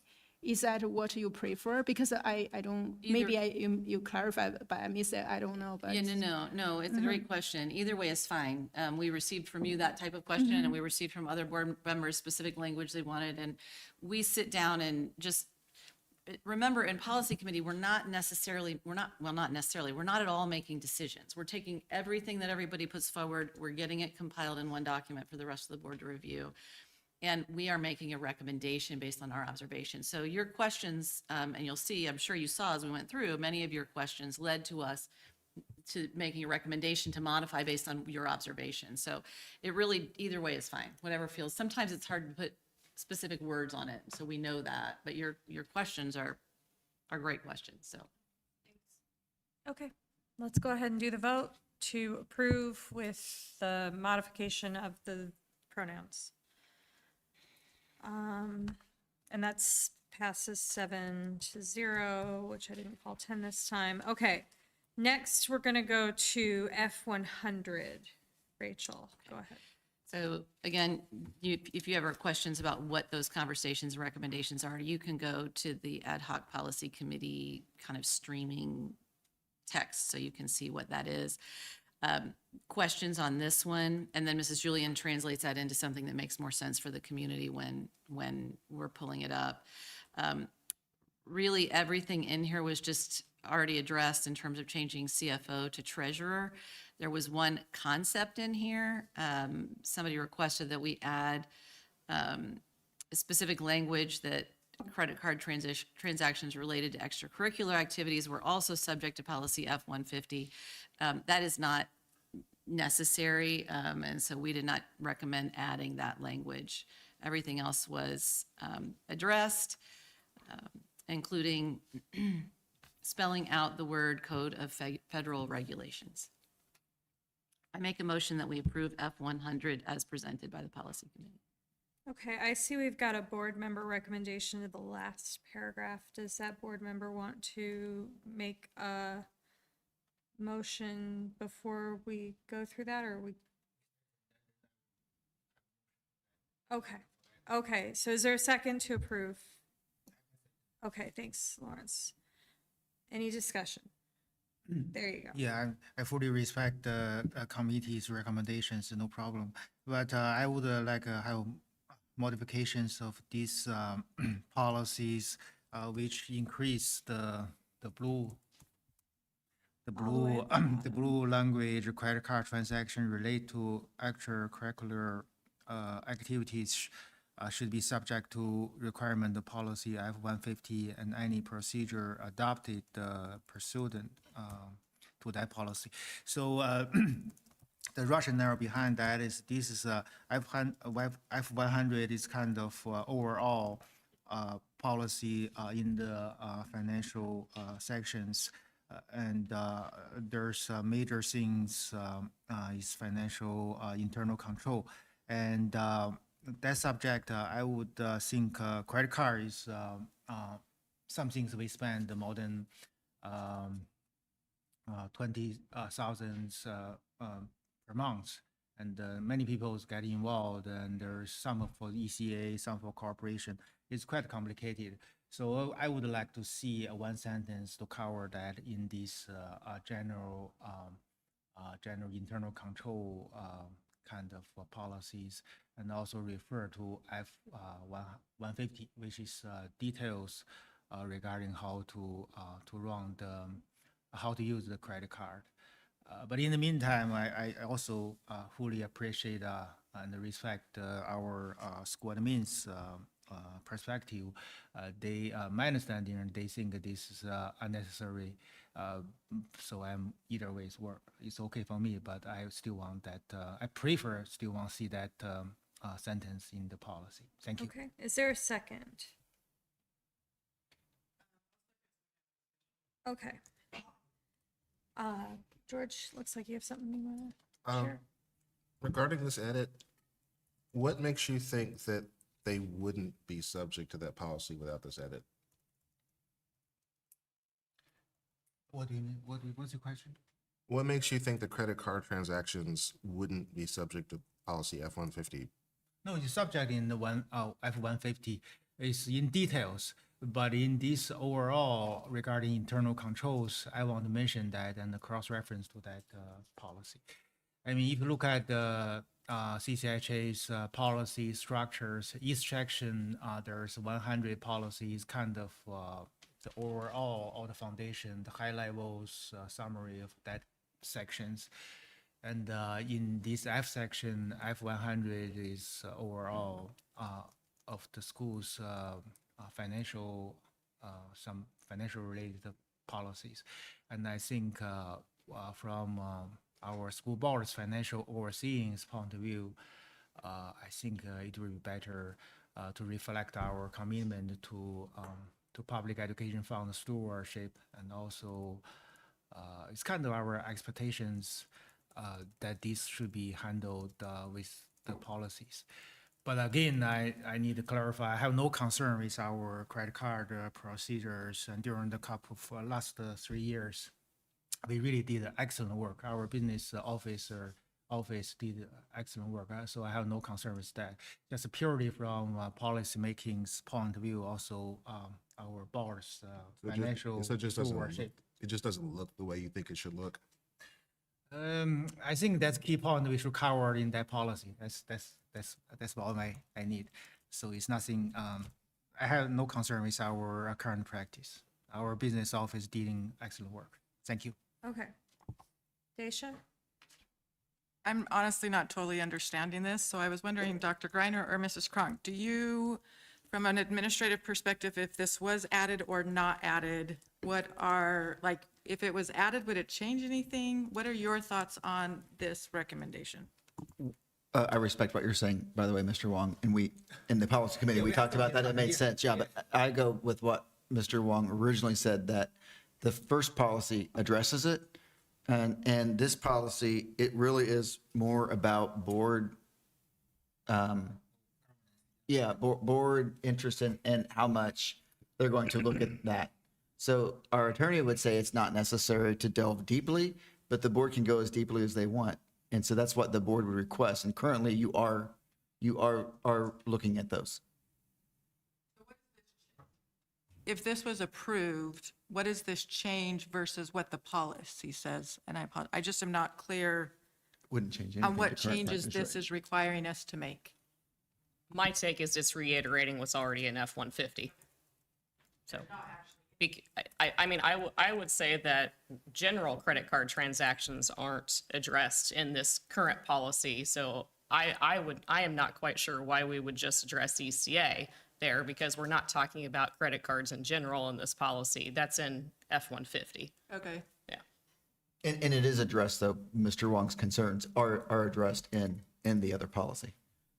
It's just that this one, as Mrs. Cronk said, this is specific to ECA. Okay. Rachel?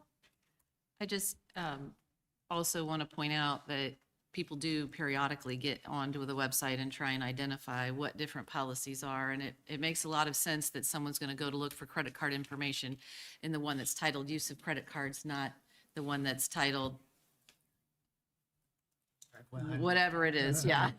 Internal controls, yeah. So I think, and when we get to 150 next, you're going to see that Mrs. Cronk put in a lot of effort in adjusting language on that credit card one to align with our current practice. Okay. So we need to vote on Lawrence's modification first. If the discussion is finished, I'll go ahead and start that. Oh, can we see it on the? Okay, thanks. Okay, so that one is through, and now we need to go back up and vote on the original F-100. Is that, are we through with the discussion on that one? Okay, looks like we are. So I will go ahead and this is to approve F-100 as presented. Okay, and that passes. Okay. Up next, you're gonna notice there's a gap in F-125. We got a corrected version of this from legal, and it was substantial change, and so we booted it back to first reading. Okay. So after that, we're looking at F-150, use of credit cards. I would like to ask Mrs. Cronk, before we get into a motion and a second, if she would mind explaining her edits to this, because they were very thorough. Actually, we've had a request for a 5-minute break, so maybe we could 5-minute break and then we'll do that. Is that okay? Okay, we're gonna take a 5-minute break. We'll be back at 6:41. There you go.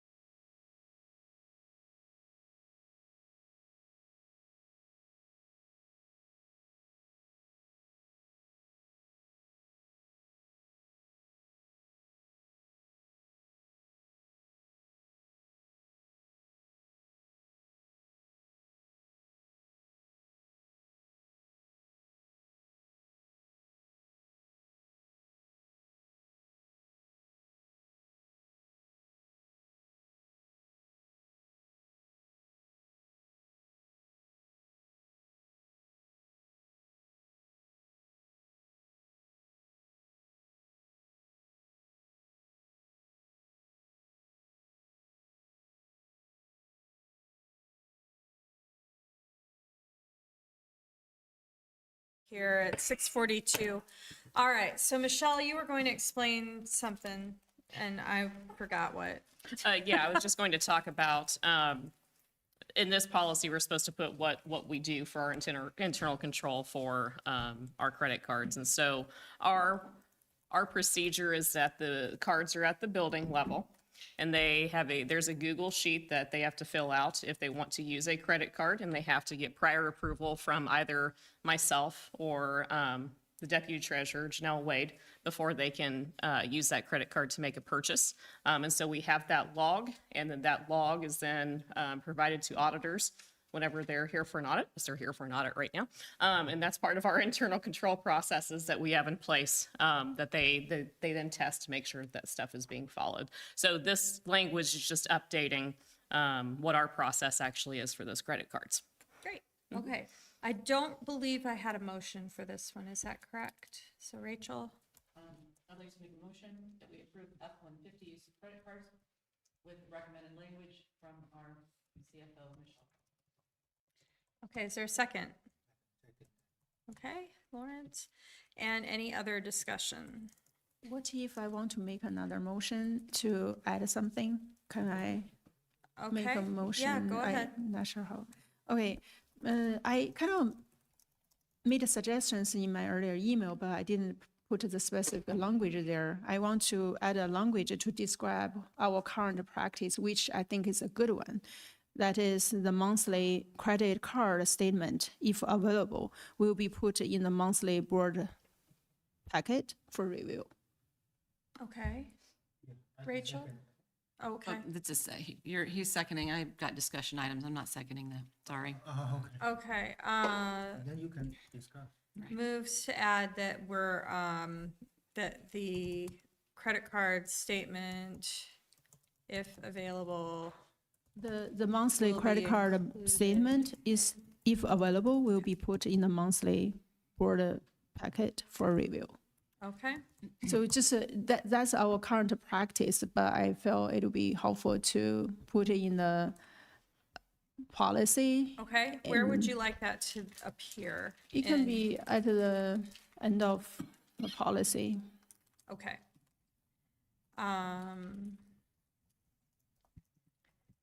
The end of the policy. Okay, is there any discussion on that? Yes, please. Yes, Rachel. So I'm going to read just what's in this shared document that we all have so that it's public in response to this question. We did take this to legal. This is not, in their response, this is not necessary and can be cumbersome. We are currently receiving the statement information that is correct, and that process is already protected, covered by the board's ability to request any financial documentation for review, as well as the accounts payable reporting. So that is why the committee didn't recommend any further addition of that. After hearing from legal and hearing how the process works, we as a board have the authority to request any financial reporting that we like, and that would include credit card information. So specifically calling that one out because we're receiving it now is just not necessary. Okay, any other discussion? I think I put it there, make it more transparent and also less person dependent. Right now we have Sean and Michelle, they always provide that to us. What if 100 years later we have somebody else? We needed that there for accountability and transparency, and I think it'll be a good thing to have. Okay, And to be clear on that, the legal counsel, if we say we weren't going to put it on there, you can say that we're putting it on there. So the board has obviously the board has the authority to tell us what we're putting on there. So regardless if Dr. Griner and Mrs. Cronk thought we should put it on there, we would still put it on there because the board's telling us to. Yeah, thank you I did not say that, but it is not illegal to put this in the policy. Sorry, I thought that was obvious. We can put it in there if we want to. There's nothing wrong with it. It's just, the policy can always be changed by the majority of the board. This is a living document. And legal count, and correct me, Dave, Mr. Purper, and Mr. Wong, and Mrs. Wood, if I say something that isn't what we discussed, we're all talking here. But the point that legal counsel was making simply was that if the board doesn't want to have that requested every time to be on there, because it can be a lot of data, that you would have to go back and change the policy to take it off. But if it's not in there, you can request it like you are now, and it will continue. And if ever the board didn't want it, you could say it doesn't have to be included in the packet. And you wouldn't have to have it, but anytime you could go back with, and all of that could happen without changing policy. If you put the verbiage in there and you decide you want to go back to not having it in there, you would have to change policy. That was the only point that the attorney was making. Yeah, and one other thing about that is, just from the lawyer's perspective, and perhaps this is an assumption that they make thinking that other people know this, but some of the things that are not stated in policy are things that a board is already empowered to do under state and federal law. So we have always and already had the power to request essentially anything from the district management. I want a puppy. Well, not, within reason.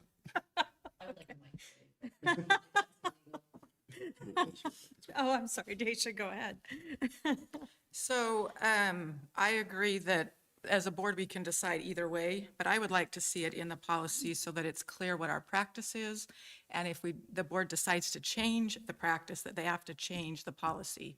And one reason I think this is very important is because we do have a history in this school board and school district where the credit card was not being shared, even though it was being asked for. We did have one point, and I'd have to find it, this was before I was on the board, where board members asked to see it and were told that one board member was double checking, others did not. And then when I joined the board, it had been requested by the community to see it. We were told no. I asked Mrs. Cronk, and luckily she said, okay, I will start doing it. So there has been issues in the past with denying access to this. And so I would like it very clear in the policy what we're currently doing, and if the board at any time decides to change their practice, that they will go back and make those changes. Okay, Rachel, make sure you turn on your button.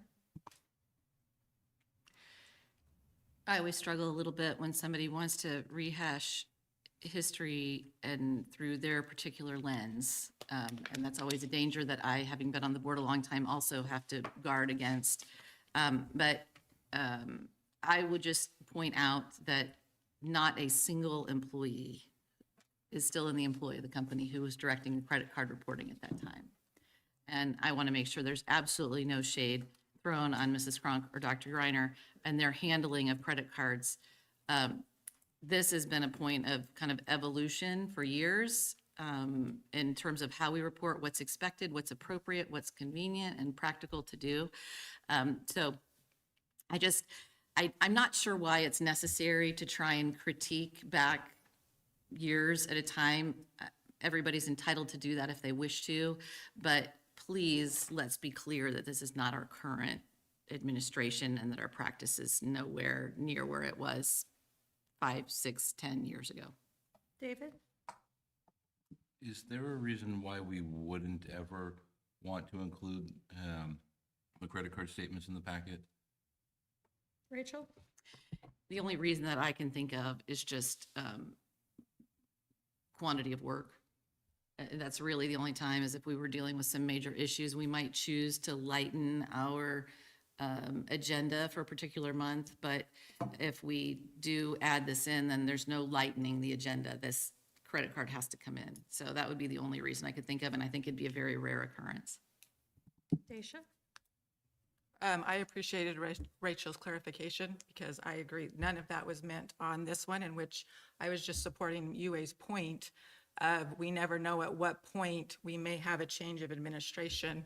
So having a clear policy makes it so that it's consistent and not about who's in doing what. Okay, anyone else?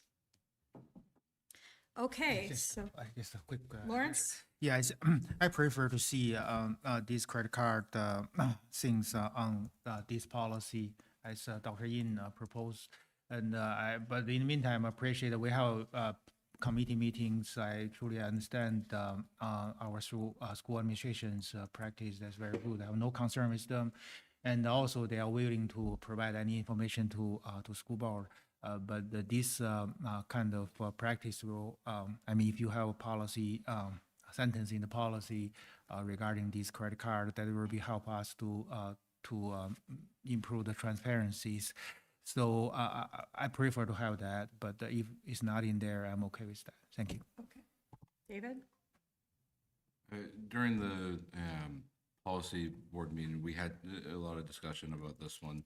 And I think ultimately we felt like it wasn't necessary to include, but given that there's no, there would be no reason to not include it, then I'm okay with us adding.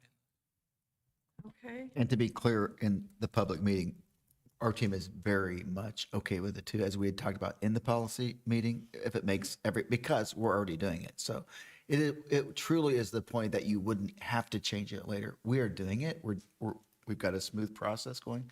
So just know that our team is happy to proceed with it or without it in there because it's what we're doing anyway. Okay. Are we ready to go ahead and vote then? Great. Means modification, right? Right, we're voting on the modification to add the monthly credit card statement, if available, will be included in the board packet to the end of the policy, packet being the last word we're adding. All right, there we go. Okay. And that one passes. Okay, so now we're going to return to the original motion to approve F-150 as amended just now. Is there any further discussion? Nope, okay. Let me reset this. Okay. There we go. All right, that one passes 7-0. Deep breath. Okay, next one, Rachel, is. F-176. Yes, thank you. Unpaid meals policy. So Dr. Reiner sent this out and collaborated with our food service director and offered the modifications, as you see in the policy, to match our current practice. We had quite a bit of conversation about this one in our meeting. And so you'll see that notes, but I'll read that aloud. In practice, they do not send food service balances to collections, but we do need to leave the may provision in the policy as a protection or general blanket.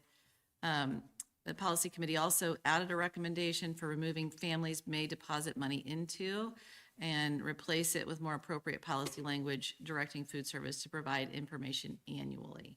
And so that language, information about meal payment and balances will be shared with the families annually. We had some questions, follow-up questions from board members regarding the refunds to make it more clear, and also we changed to she, he, to they. So I'm going to recommend at this time that we approve policy F-176, unpaid meals policy, as presented with edits. Okay, is there a second, David? Thank you. Any discussion on this one? Okay, super. We'll go ahead and start the vote. To approve as presented with edits. That was quick. Okay. 7. The next one is F-200, investment income. Rachel? So we are looking at, let's see which one, I want to make sure I'm on the right one. 200. Yeah. 200. Yeah, F-200. You can see edits on here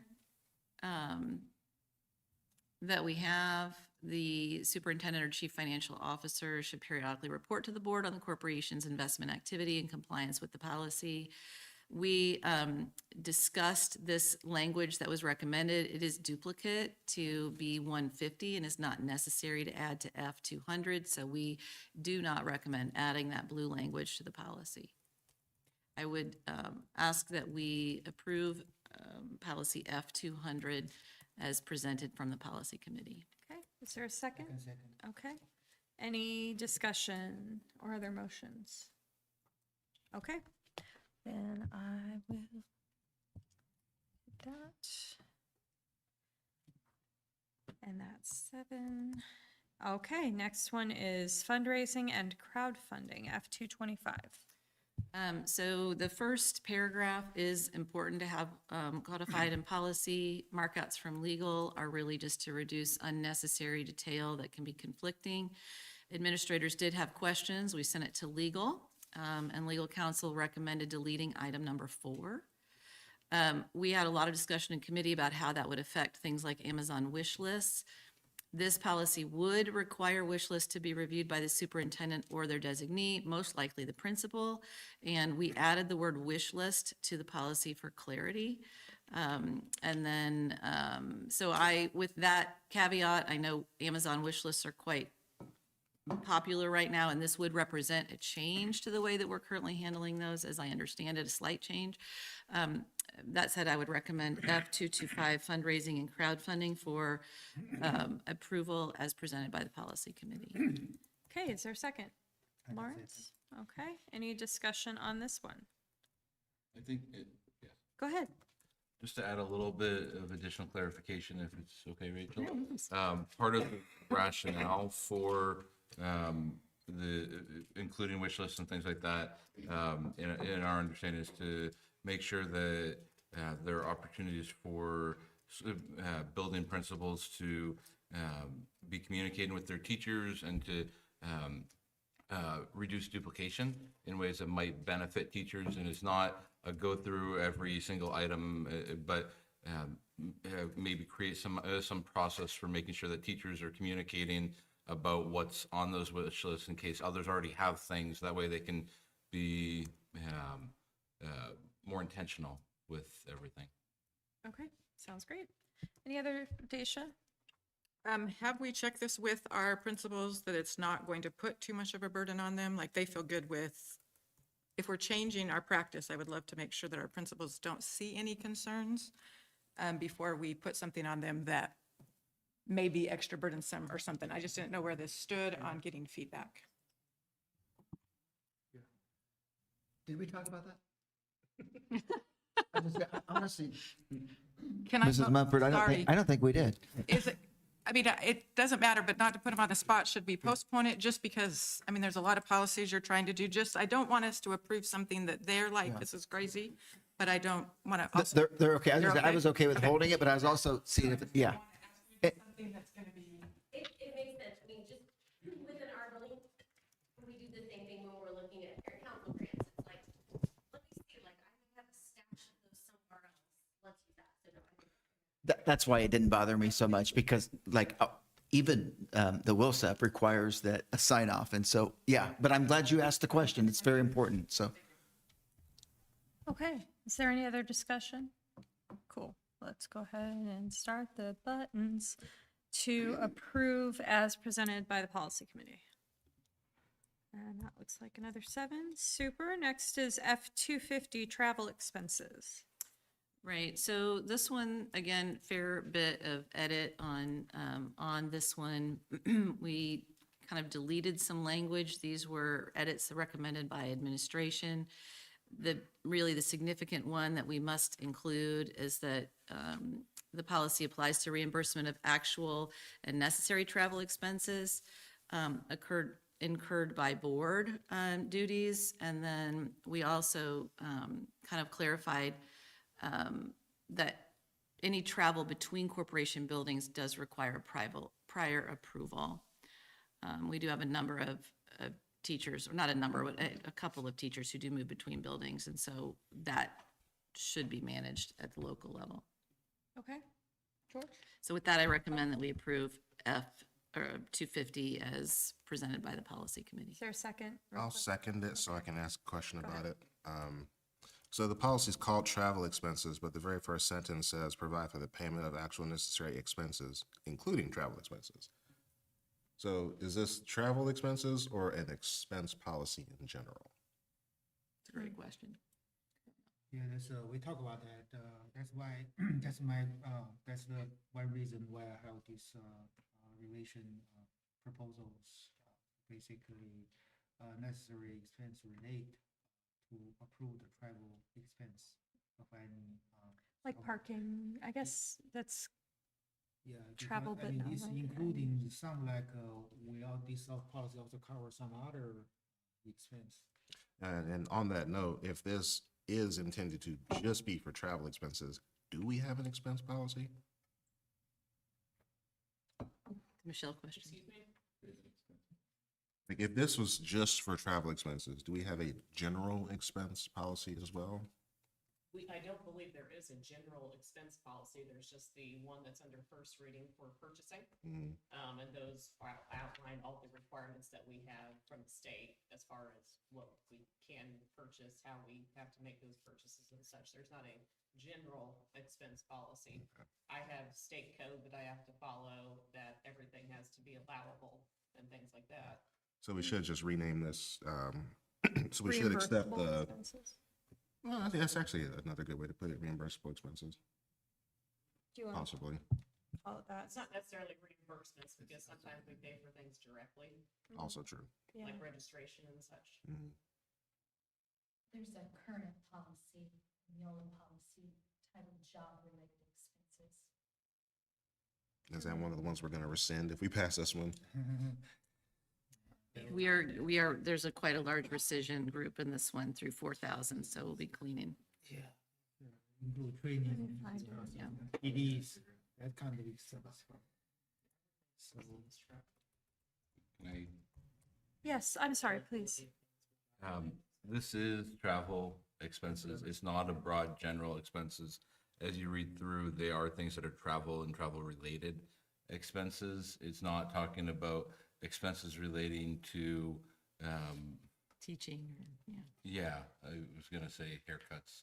That's the same dialogue we were just having here. Right. Yeah, and that first paragraph, we had talked about this during the meeting, and we tried to workshop it in different ways, but felt ultimately that first paragraph is more of an introductory paragraph of there are lots of things that the school can or that the school corporation can reimburse for, and specific, including travel expenses. And then it goes into, and this is the policy about travel expenses. So it was coaching, the way that I read it and the way that I think we had discussed it was that this was coaching travel expenses in something broader, but then specified about travel expenses. So can I make a motion then to change the title of this policy to travel and job-related expenses? Yes, you can, but I don't know that it's broadly job-related expenses. I think it's, It does literally say in the policy, the validity of payments for job-related expenses shall be determined by the business department. So,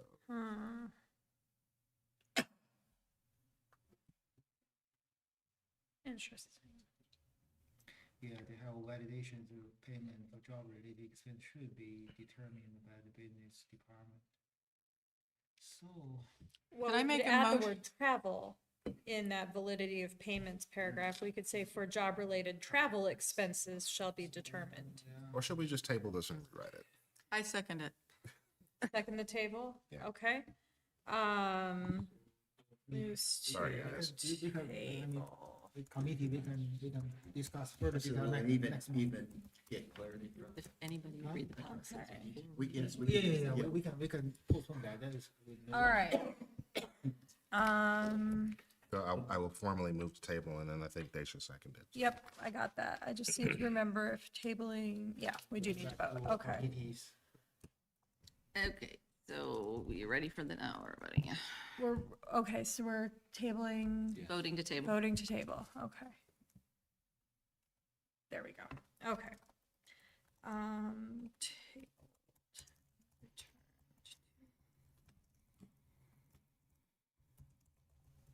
Okay, F-275 is gifts and donations. Oops, I'm sorry. So F-275 Policy Committee took, first of all, just some housekeeping, fixing the font. Our practice has been gifts over $1,000, not $100 to be reviewed by the board, so we adjusted that language.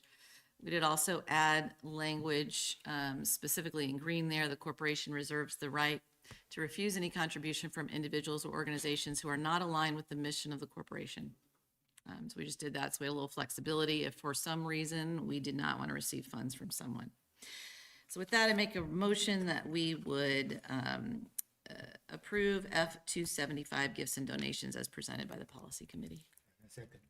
Okay, any other discussion? Okay, I'll go ahead and start the vote. Cool. Next is G125, criminal organization activity, which also made me laugh. Sharks versus the Jets. Let's go.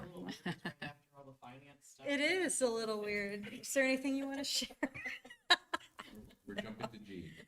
We're jumping to G, right? Jump into G, G section, yeah. G 125. G section.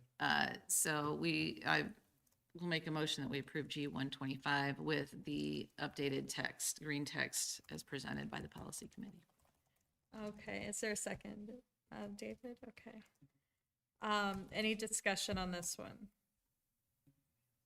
No discussion. Do we have any current criminal organizations operating in? A formal or informal group with at least 3 members. You will note this one ends with a lot of IC, so we are required to have this policy in our Yeah. policy set to comply with Indiana code. I know, I'm just facetious. It is funny. We did not make this up. All right, we'll go I ahead. do want to Oh, make a David, comment on that, please. though. And we laugh. We live in West Lafayette, but this is actually a serious topic, and it's something that yes, it's in Indiana code, but also these are important things that we need to have included, and we are not exempt from these types of things just because sometimes we think that we live in, which we are, in a fantastic, safe community. These are things that affect schools near us and communities near us, and at some point may also affect us more directly. And so these are things for us to make sure that we're pushing forward. Okay, thank you. Anybody else have anything? Rachel? No? Okay, we're ready to vote. Here we go. And that one goes 7-0. Okay. Next is G150, registered sex or violent offenders. So policy joke about this committee, again, reviewed this one. This is one that all communities unfortunately deal with. Policy committee makes the recommendation that we change language to the superintendent's designee and have removing the his, hers. Okay. I recommend that we approve G 150 as presented by the policy committee. Is there, that was David? Okay. And is there any discussion? No? Okay, let me redo this. There we go. Oops. And that comes up for me as 7-0. Okay. That's why I keep saying 10, because there are 10 microphones. Okay, G175, chemical management and preparedness for toxic hazard. Right, so this one is, again, a lot of Indiana code that we just need to comply with. And so we are recommending it go through as presented. So I'll make a motion that we approve G175 as presented by the policy committee. Okay, For clarification, you're including the blue modification, correct? That is correct. The including. blue, the board member made a recommendation in blue. We have accepted that and Okay. changed board to school corporation property. Including the blue. Yeah. Okay, and is there a second? Lawrence, okay. And any discussion? Great. There we go.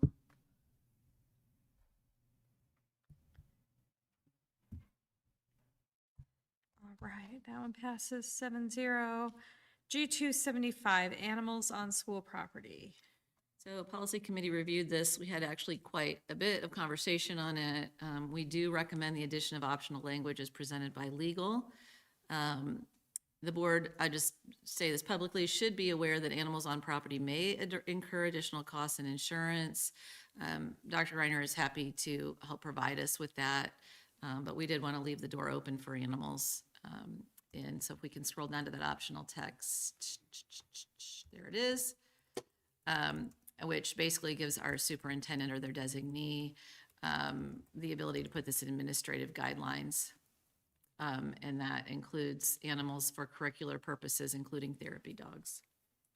Okay, So make a motion that we approve policy G275 as presented by the policy committee, including the green. including the edits in green. Yep. Okay, and David seconds. Any discussion on this one? Nope. Oh, George? Not so much discussion, just want to make sure that, so when CCHA, yeah, when CCHA talked to us about this, I know this is going to sound odd, but do they include fish? My understanding is that any animals, but I don't think that we specified fish. Service animals. Because while fish are an animal, I mean, they sit in a box and don't bother anything. And so some people just don't think about it. Right. My understanding is it's anything that crawls, swims. Anything with the All face. creatures great and small. Yes, all creatures great and small, exactly. All right, let's go ahead and hit it. To approve as presented, there's 7. Okay, and the next one is G300 latchkey programs. Right, so again, this was another one with a lot of conversation and the notes. The latchkey is, so you know, it's a little bit of an antiquated term, but it is the term that the state uses as the nature of the program. It encompasses both before and after school care programs and could more accurately be described as beyond school care. But latchkey is the state language for that. Safe Harbor is our current selected contractor to provide this service. We can fit in language about adding annual review, and that seems appropriate. This would also fit into administrative guideline. To add, we added language at the bottom. The superintendent or designee will survey parent satisfaction with beyond school care for grades K through 6 annually and include this information with the annual provider recommendation to the board. So with those changes, I'd like to make a motion that we approve policy G300 latchkey programs as presented by the policy committee. Okay, I'll second, but with one caveat, we need to specify 1 million what? Dollars. Okay. $1 million. Million dollars. $1 million. Yes. We can modify it, yes. I will amend my motion to change $1 million in liability insurance. okay, got it. Any other discussion? Okay, I will start the vote to approve as presented. And that is 7. Oops.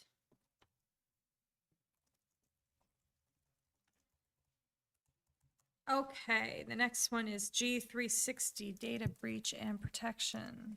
So I'll back up just slightly. G350 was inadvertently left off the list, so you'll see it's kind of sandwiched in there, and that is being brought to the board as a first reading in January. I don't think we skipped over that intentionally. Sorry. G360 data breach and protection. We added notes below. You can see we've just changed a little bit of the language. Director of Technology is correct. CFO should be treasurer. The added language is IDOE's interpretation of the state law, and it has to be included in the policy. We do not get to modify that or remove that. So you'll see that down there. And so with that, I would make a motion that we approve G360 data breach and protection as presented by the policy committee. Is there a second? George? Okay, any discussion? Cool. Let's do. There we go. To approve as presented. That's a 7-0. And the next one is G375 community use of school facilities. Pull that one up. So we did have a board member recommendation on this one. Fees collected, deposited in operations fund, consistent with applicable law. This is not necessary to be added, but it can be added. There's not any legal difficulty for doing that as I understand it. Okay. So are you motioning to approve as presented with the blue? With the blue text, yes. Thank you for reading my mind. Is there a second? Lawrence? Okay, any discussion on this one? Cool. All right. There's the vote. That's 7-0. And the next one is G400 Title I comparability policy.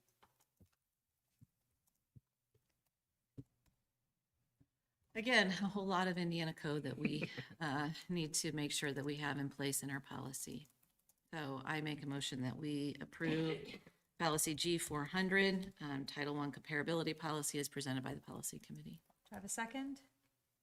George? You can say, Okay, any discussion on this one? so there's blue, It's at the bottom. Yeah, Yeah. there you go. is that include your motion or you?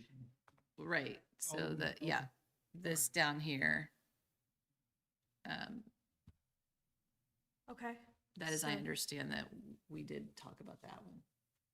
We Do you did, rec- we- No, how that, this modification is proposed after the meeting. Oh, okay. So- So this is an add-on. I'm sorry, I didn't No, that- recognize that matched up. So we did have this final paragraph, a modification added after policy committee meeting before this meeting. So we Yes. do need to talk about that one in this meeting.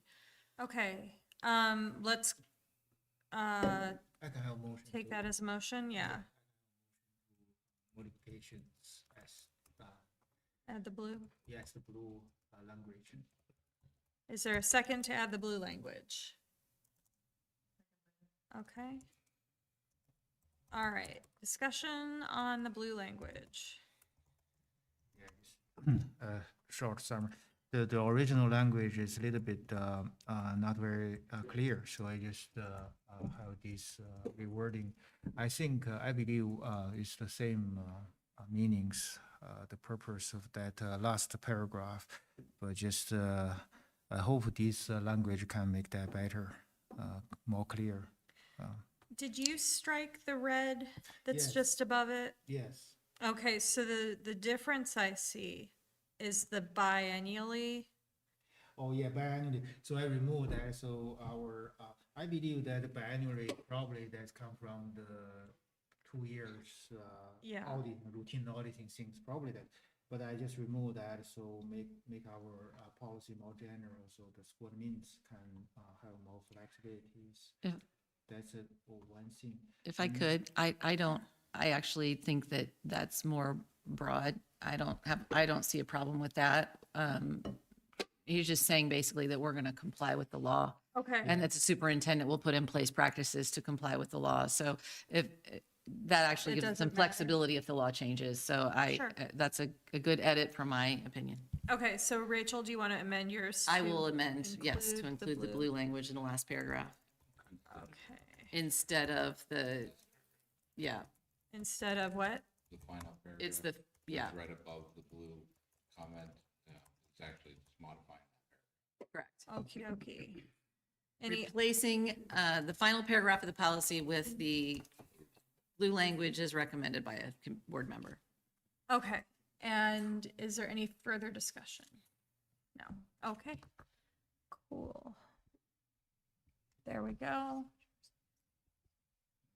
That's 7, nice. All right, and I believe that is the last of the new ones. Now we need to, did I add that later? Rescind, Neola, We except for do. whichever one covers, Yes, so So the, I've reviewed our old policies, Neola policies from all remaining that are still in place, 1,000, 2,000, 3,000, 4,000. There's a lot of overlap redundancy on those. Yep. We have now passed all policies that would make these unnecessary, and so I would like to make a motion that we rescind those policies as presented. okay, is there a second? Lawrence? Okay, any discussion on that? George?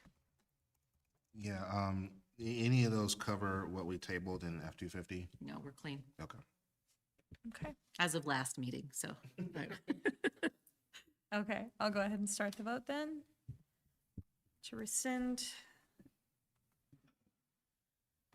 a whole pile of policies. Okay. All right. The next thing is to first reading only 4 more, which is, Well, plus we bounced a couple back, but yeah. but the bounced ones, this is an impressive accomplishment. So we're first reading B 100, Board Authority and Philosophy, D 425.1, General Guidelines for Requesting Additional Compensation, F-125, purchasing procedures and capital assets, and G-350, audio, video, and digital recording on school property and of school meetings. If I could, Amy? Yes, ma'am. All right, so the D 425.1 is the policy that Mr. Jost referenced in his comments at the beginning of the meeting. That, to be clear, is not a Neola policy. That is a West Lafayette policy to close a gap. And that has been reviewed by legal, just so everybody's aware of that. I also want to point out that the policy committee is next meeting on Tuesday, January the 27th. And so we need feedback on these policies as presented and the ones we moved over tonight by, I don't know what date suits you, gentlemen. A few days before. 27, we already know that. The Yep, we scheduled it 27th. when we left last time, January 27th. That is a Tuesday, so maybe the Friday before, the 23rd? Would that work? That's fine with me, or the 22nd. Or the 22nd? Sure, let's do by the 22nd. Yes, Daisha. So the first reading of G350, why is this a first reading? The recommendation or changes that we already passed in our policy, this does not match what our policy even says, and it just doesn't even make sense why this has been sent back to us. So my question is honestly, why is legal counsel sending us a recommendation to change a policy that was already changed that matches this? And how much are we paying for this service to do this? Can I? Go ahead, please. Okay, so this is part of the policy review agreement that we have, as I understand, with CCHA. This is not a standalone. This is when we say here in meetings that policy is a living document and subject to change, laws change, needs change, things like this compensation issue come up and change. We're never going to be done with policy. We can't say that we're done with policy. We're just getting through the initial overhaul, and the thing that the policy committee is very careful to do is not make any decisions on behalf of the board, because that would be inappropriate. So if a policy gets bounced back up to us, it's going to come out to the board as a first reading. If we decide to do nothing on it, then that's the decision we make together as a board. But what you don't want is a policy committee deciding among the three of us that we don't want the board to see any particular draft of policy. So that's the reason why it's hit the agenda again. So I guess part of my question is, and I think that makes sense, except for we're paying legal counsel to give recommendations to change policies that are actually not our policies? Legal Like their counsel. recommendations that they've said in their comments, that doesn't match what our policy even says. So I would like to understand from administration or others that know how legal counsel works, what we're paying them for making legal changes to our policies. So they aren't going to go through our individual policies and the individual policies of every school board every time a change comes from the state necessarily. They're going to go through their slate of what they have recommended to us. And so I would imagine that this is their recommended G350, and it does not include any changes we have made to that. So we would need to go to our G350 and say to them, this is what we actually have in place. Can you tell us how that needs to be changed if we can't figure it out on our own? Is that correct, Rachel? Like Neola was the Conceptually, same. yes. Neola was exactly the same way, right? It is our job as a board to review what legal gives us and their rationale behind it, and review what we have in place, if anything, and decide what is correct for our school corporation. And that is all that is happening here with this policy. So when it was voted previously to approve, there were two things that were discussed back when this whole policy started. The first one was, what company are we going to hire to bring us new policies to rewrite our policies? And then the second one is, who's going to bring us legislative updates? And the conversation was, they don't have to be the same person. We could hire Neola, CCHA, ISBA, whoever, to help us rewrite our policies. And if we choose to, we can go with someone different to help us with legislation. And so to me, what's happening is we're paying them to kind of just cookie cutter stamp something that may not have any relation to us, and I would be interested in having someone provide us legislative updates that actually is helpful to what our policies are, not just some cookie cutter approach. Does that make sense? It does make sense to me. That said, this is part of our routine package with CCHA. If we were to bring on another agency to bring us more information, that's going to be more expensive, not less. I would suggest to you that in my experience, when legal or Neola or whoever does it bounces a policy to us and says, hey, something has changed, you should take a look at this, then it is prudent action on the part of the board to take a look at it. And that is all that is happening here. This is not, there's not an individual bill coming to us on policy G350 that I'm aware of. Is that correct? And when legislative changes like this happen, they will look at the two. So we can put them side by side and give them, this is just information that this is what's changed in the policy with regard to legal change. So Correct. We do go back and forth with Neola. We're not, these changes presented, when policy committee brings them to you, they have been reviewed by legal, by administrators. in the same way that when the board, with the policies we've been going through, as I get requests from board members, I take all of that, I cut and paste it in a document, and I send it to CCHA. And I ask them advice, and then the committee discusses, and I share the advice from the attorney.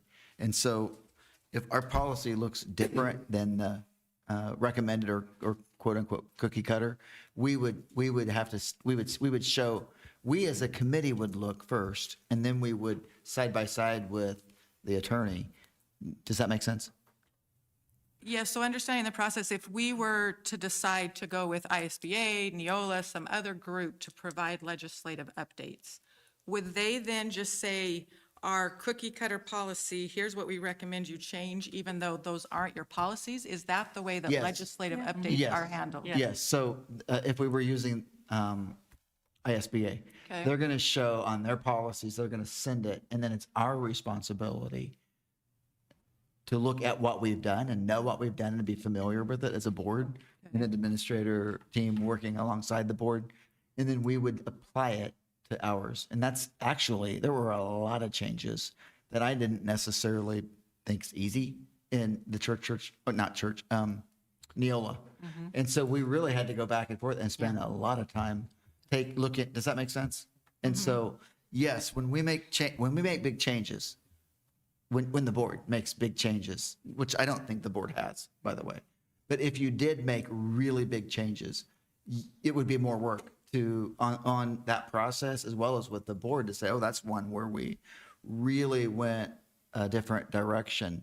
And so we got to get and look side by side and really look word for word and even engage our legal counsel in that process to make sure that when we finalized it, there's no contradiction and so forth as you incorporate the new legal changes. And that's why our attorney would tell you less is more.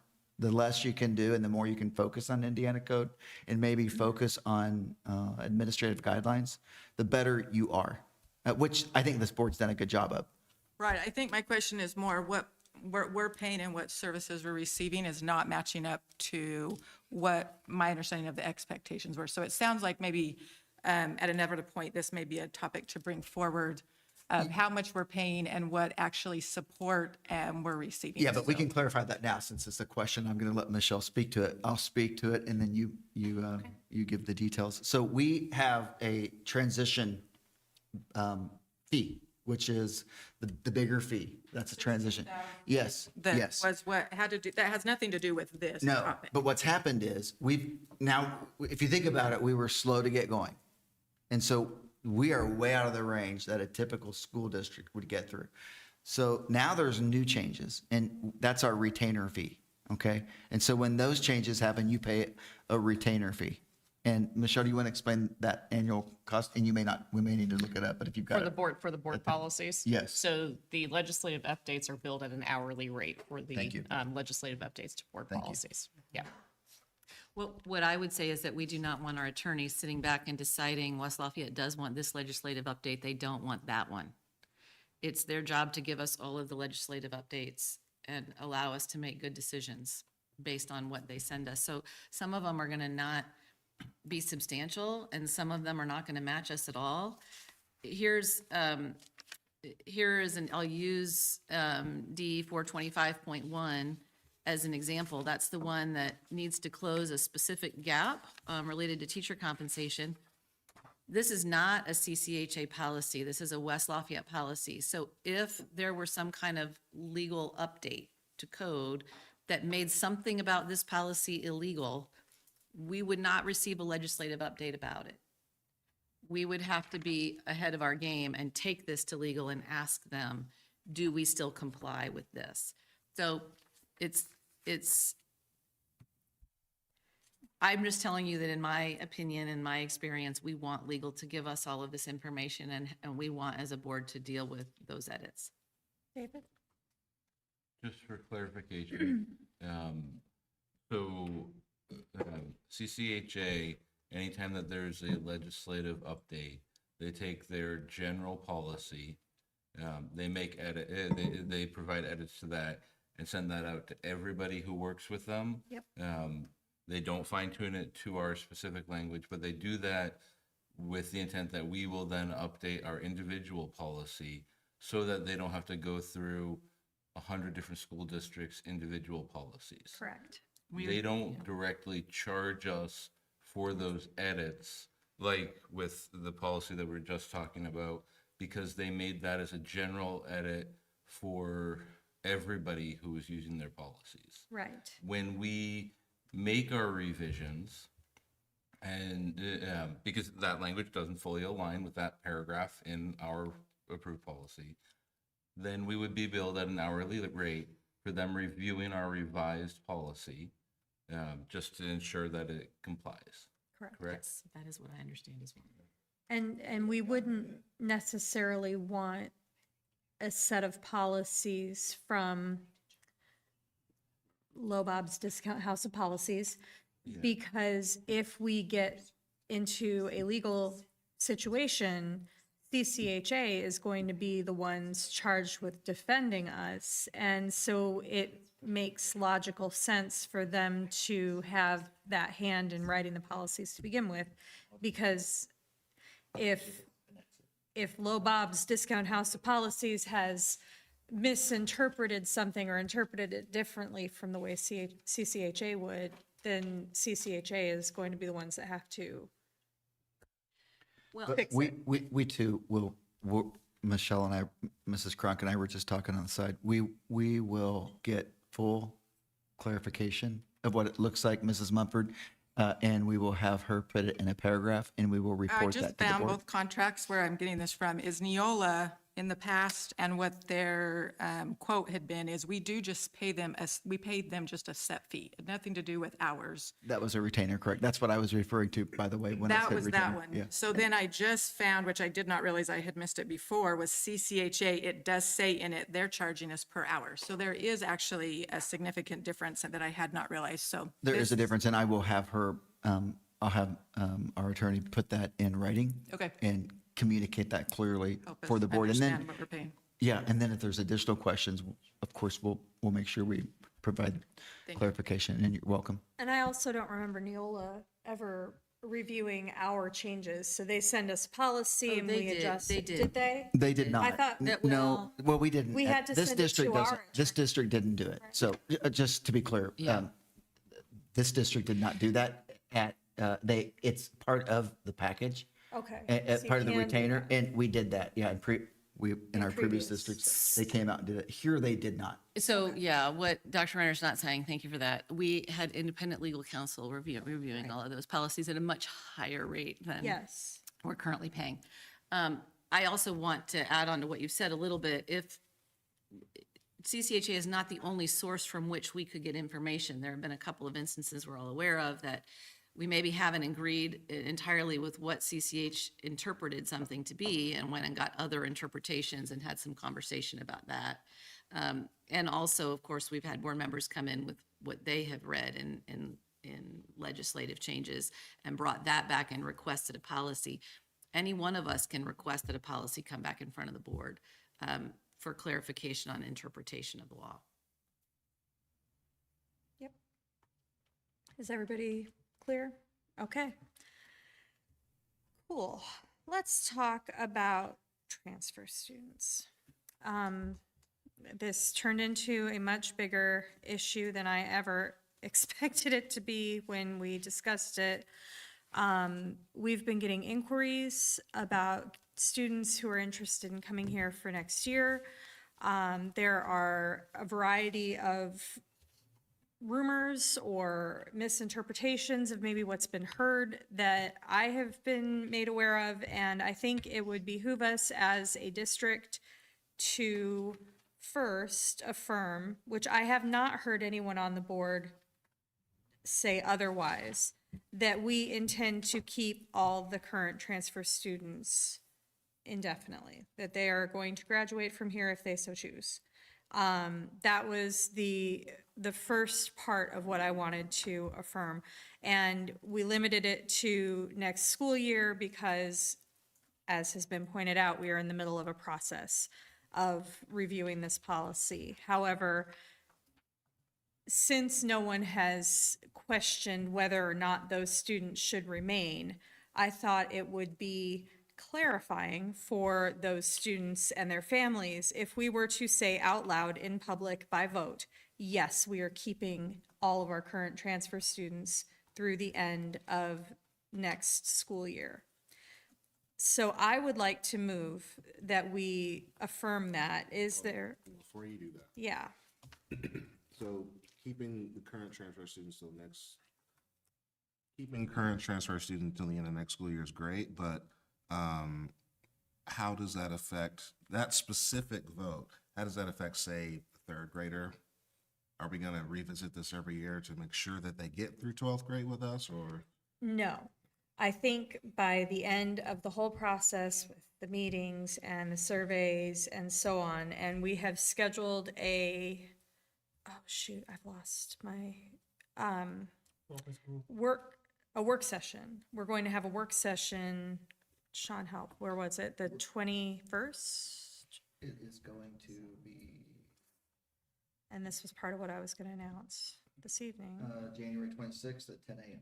Thank you. It's on my calendar. It's just not anywhere else. January 26th at 10 a.m. here. We will have the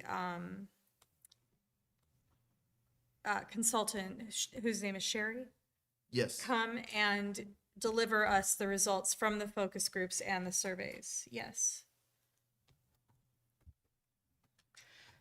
Is this the kind of thing that we could have scheduled with the board? I mean, I have a job. I can't come to that meeting. So I I understand. mean, at least not without a lot more advance notice. Right. So is this is an important topic that I would not be happy to miss. So Okay, I understand. It's January 26th at 10 a.m. was when she was available. In the event that nobody's available or the most of the board is not available, we can try to adjust that. However, you gotta start somewhere.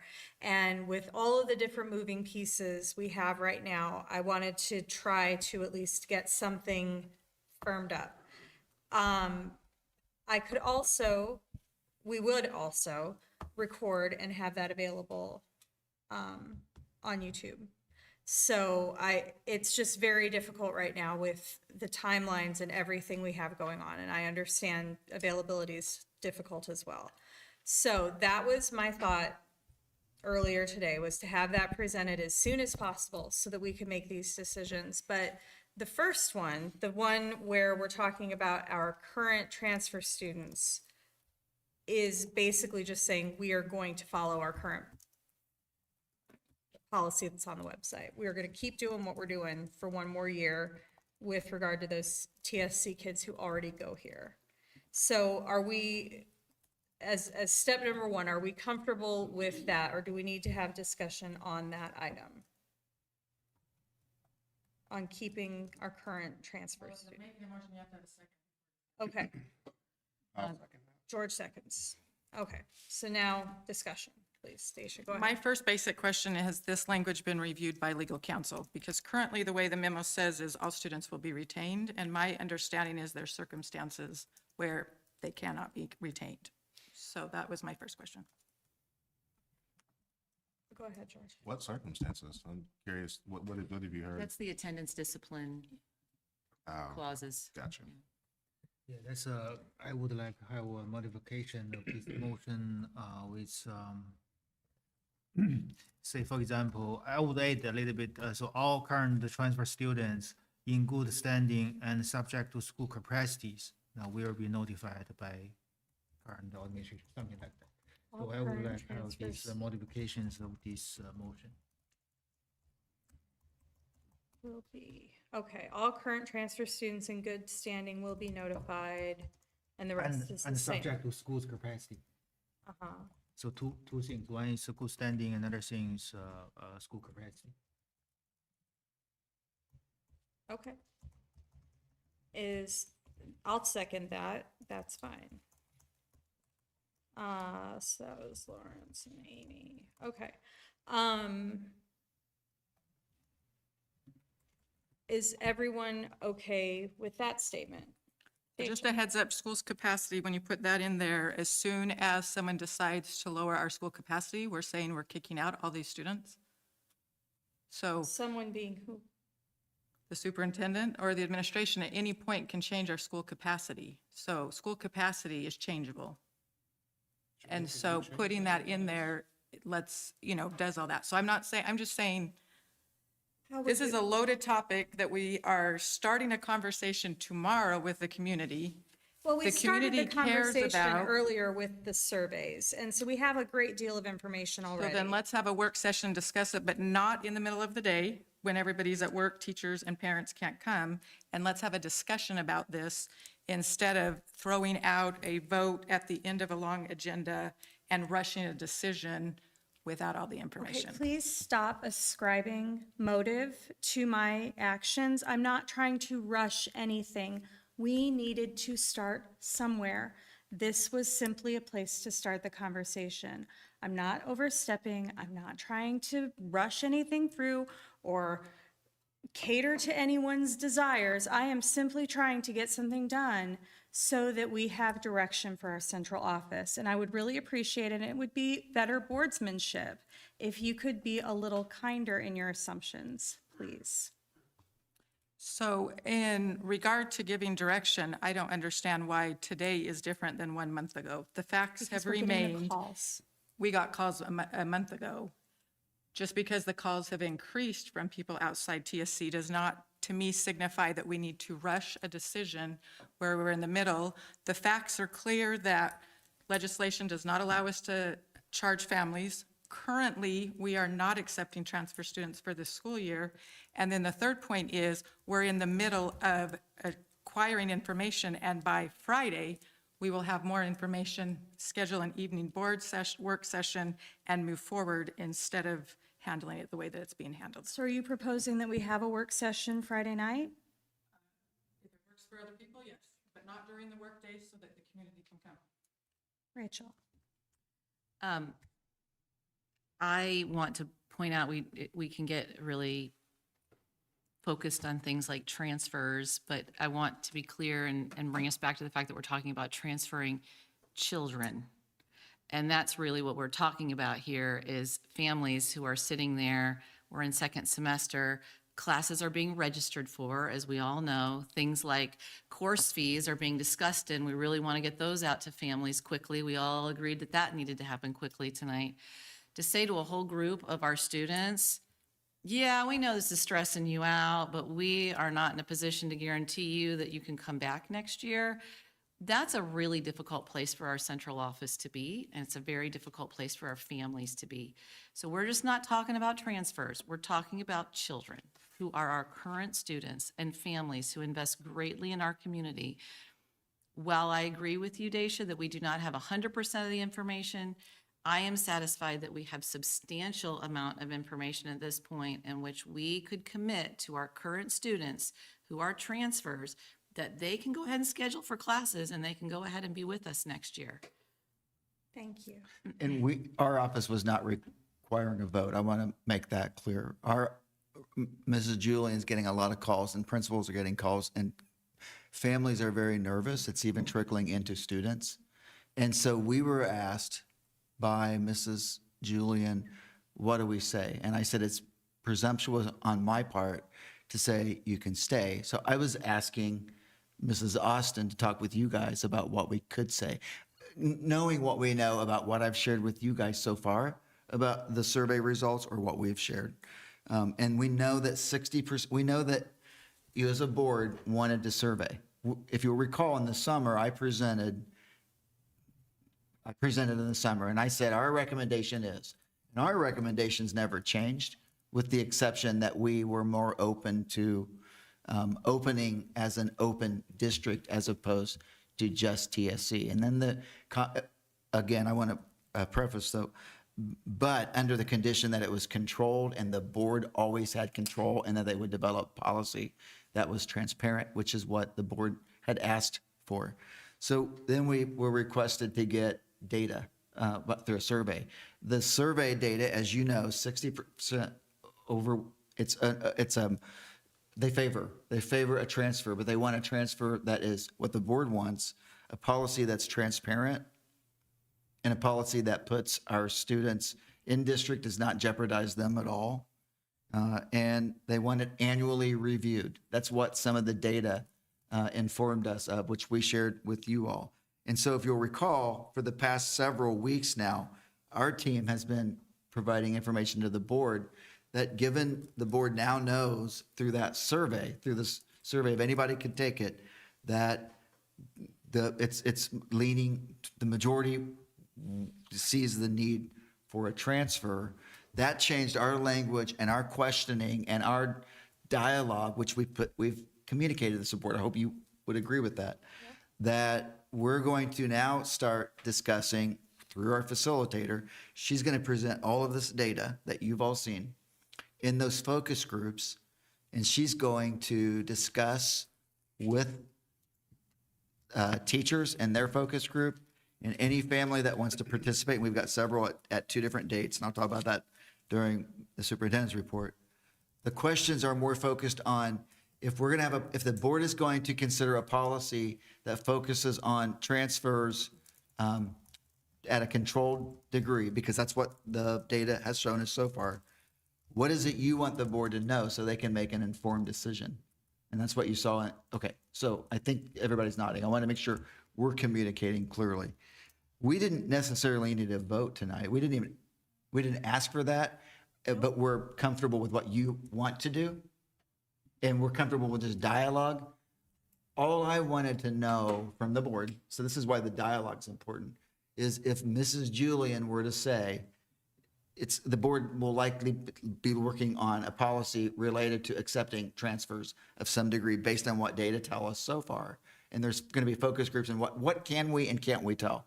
Because I don't want to be, as superintendent who works and serves the board, I don't want to be presumptuous.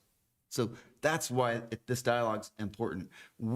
Our take is based, if you think about the beginning of our presentations and work sessions, and then getting information that the board's been asking, the data's coming back that the community supports transfers more so than not, which is what we believed the board wanted to hear. So now we're working with the consultant to start the dialogue of, hey, what do you want to tell the board as they consider what that policy of accepting transfers to some degree, looking at it every year and having us report out on data every year, what do you want the board to consider as they develop their policy? Thank you. You're welcome. And I suggested that we just go ahead and have a vote in 2 parts because that seemed the most democratic and fair way to handle this, rather than trying to force the central office to interpret a 45-minute conversation. David. Dr. Greiner, can I ask a clarification question? You had said that you've been filling a lot of calls. It sounded like most of those were from current families. Is that correct? Or is there also a large portion of potential transfer families? Definitely current families. Mrs. Julian, are you now getting new families or is it mainly current families? Okay. Thank you. Rachel? Another thought that occurs to me as we talk about this is that we are not the only school corporation in Tippecanoe County. And other school corporations are going to have to make decisions about their student populations as well. So, I mean, we just cannot pretend we're in a vacuum. I haven't spoken with anybody at TSC, don't really know what their plans are, but I am sure that they are watching this. And I think that families are watching this and concerned about it.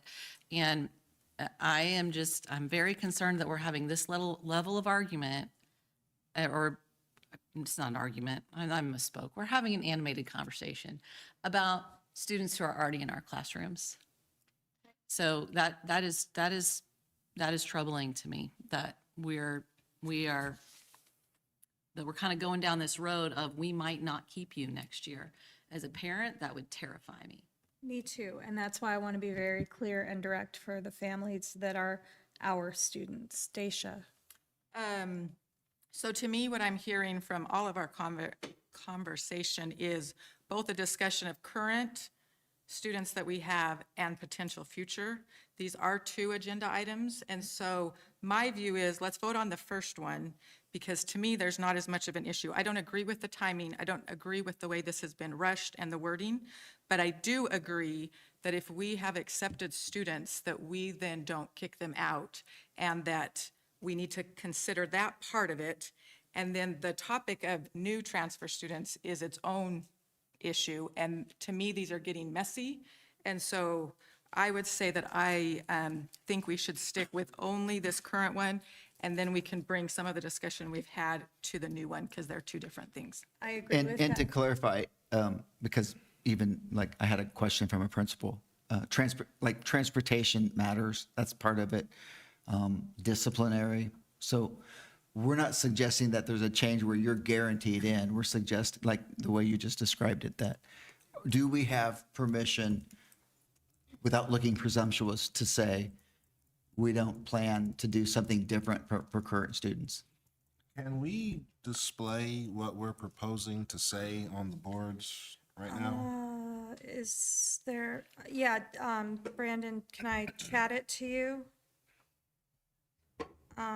Let me do that real quick. Just to make sure we all know what we're voting on and don't fine. accidentally That's a say good something idea. stupid.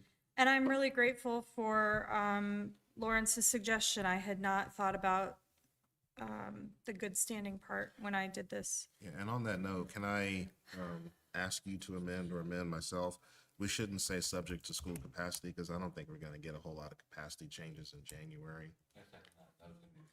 Okay. I mean, it's in case something happened, say we have 1,000 new students that came in next year. I would love that. In That school, would be in school amazing. district, but I just, it won't be, it's very. But my point is, if we're making a resolution right now about current students, we've already taken capacity yeah, into I see account. what you So, mean.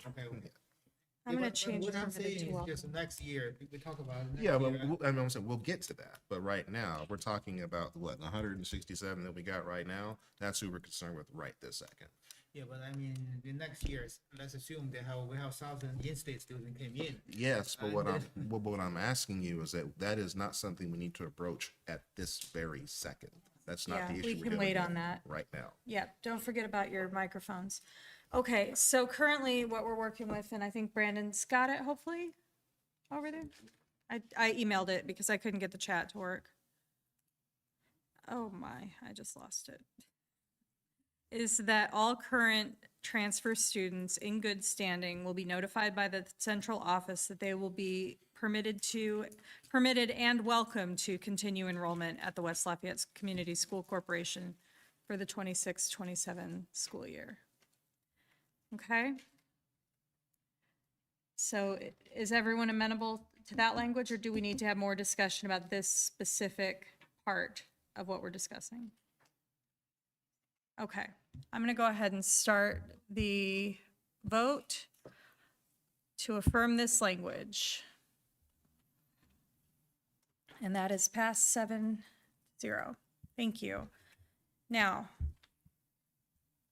the next logical step of that thought, if we're continuing what we've been doing, was to also continue the transfer process for new students from TSC for the 26-27 school year.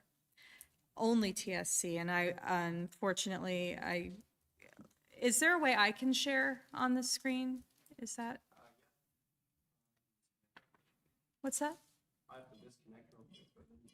Okay, so then I can. But I'm on a Mac. Is it Command K? Oh, no, of course not. Okay, Sean, you got a Windows computer, right? that's all I right. do, but I think we can just have Brandon type if you. get it. That's fine. Yeah, we'll keep it If simple. ever, if the board is okay with that.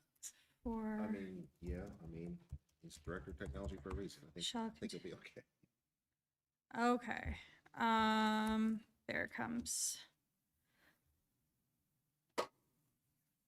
And I'll hit refresh, so it'll go through the interwebs.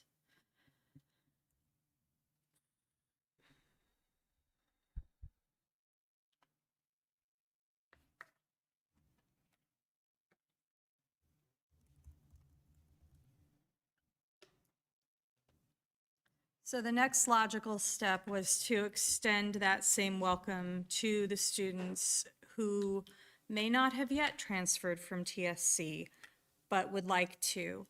And I understand that this is moving more into the creating policy part, but if this is something that we can all agree on, we run less of a risk of losing those students who last year would have been eligible or the year before would have been eligible and would like to come next year.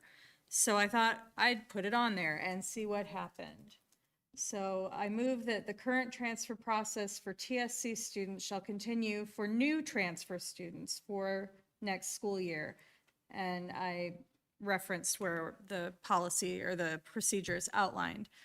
Let's go ahead and have a second for that if there is one, please. Second, George? in order to discuss it. Thank you.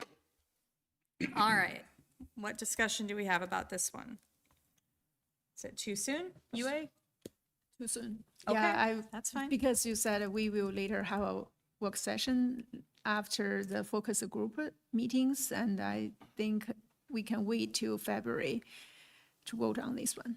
Okay, Yeah, George? I was going to say the same thing. Great. You know, I do personally support this, but we've got a lot of work to do.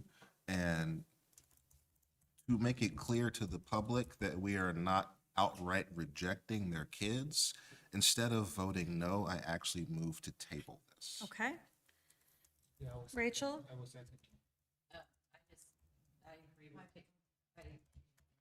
I agree with tabling.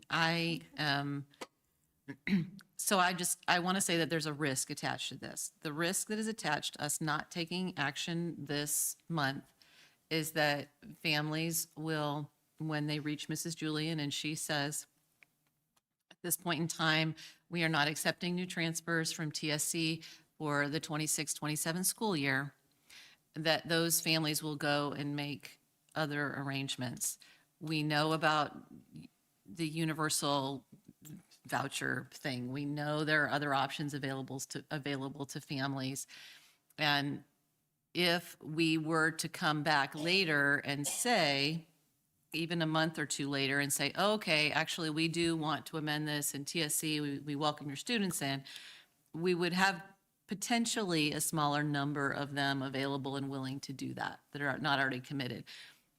That said, I don't have any problem at all tabling it. I'm really grateful to you, Amy, for bringing this forward for conversation tonight. I know it would have been easier to just let it slide and let these horrible phone conversations happen to our staff that are not easy for them. So I appreciate that we're having the conversation. But I think everybody on the board needs to recognize that there is a specific financial risk attached to us not moving forward with this tonight. Well, I'm not a fortune teller. I can't tell you what it is, but I should tell you that that is a thing. well, instead of having our district employees tell people we're not accepting, instead just tell them the truth. We will haven't make a decision at the next meeting. But they can't guarantee what the board's decision is going to be, though. They can't No, they guarantee that we'll.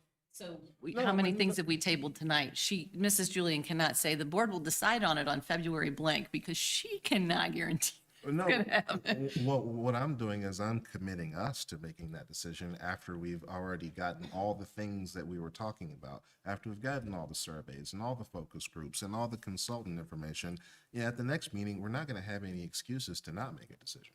And the dialogue here is what's powerful, because with the second part, we were talking about when Amy chose that language because she wanted to get it on there. We were talking about the important thing here is the board discussing, are we on the right track here that we recognize 60% or more support transfers, and therefore the dialogue of the focus groups, and we haven't heard different from you when we presented those questions to you too, that the focus is more on what does the board need to consider as they think about a transfer policy that accepts controlled transfers? And this is just the dialogue that the board needs to have, not Dr. Greiner and his team. We need to hear you discussing so that we have an understanding of what the board is thinking based on the data that we've been presenting to you. David? Oh, microphones, please. Yeah, pretty much. I agree with what George said. Okay. And yeah, we can just let them know. We will decide in February. Also, we will commit to do so, given the time sensitivity of this issue. I totally understand those families, but we need. I hope they can also understand that we need our community's input, full input to make those well-informed decisions. Thank you, George. Yeah, you said it well. David? I'm wondering if we could in some way affirm that our expectation is that there will be a transfer process. The details and size of it will be discussed and determined at our hopefully our next meeting, with information formally released by the end of February or something like that, so that we have something concrete. That my expectation, based off of the discussion, based off of the feedback that we've been presented so far and that I've looked at, is that there will be some form of transfer process, and that it's a shape and size of it that's to be determined at this point. And so, so that families, we aren't saying, no, we don't have one right now, but that we're refining the details of what it would look like, and that will be coming out soon. So our next meeting is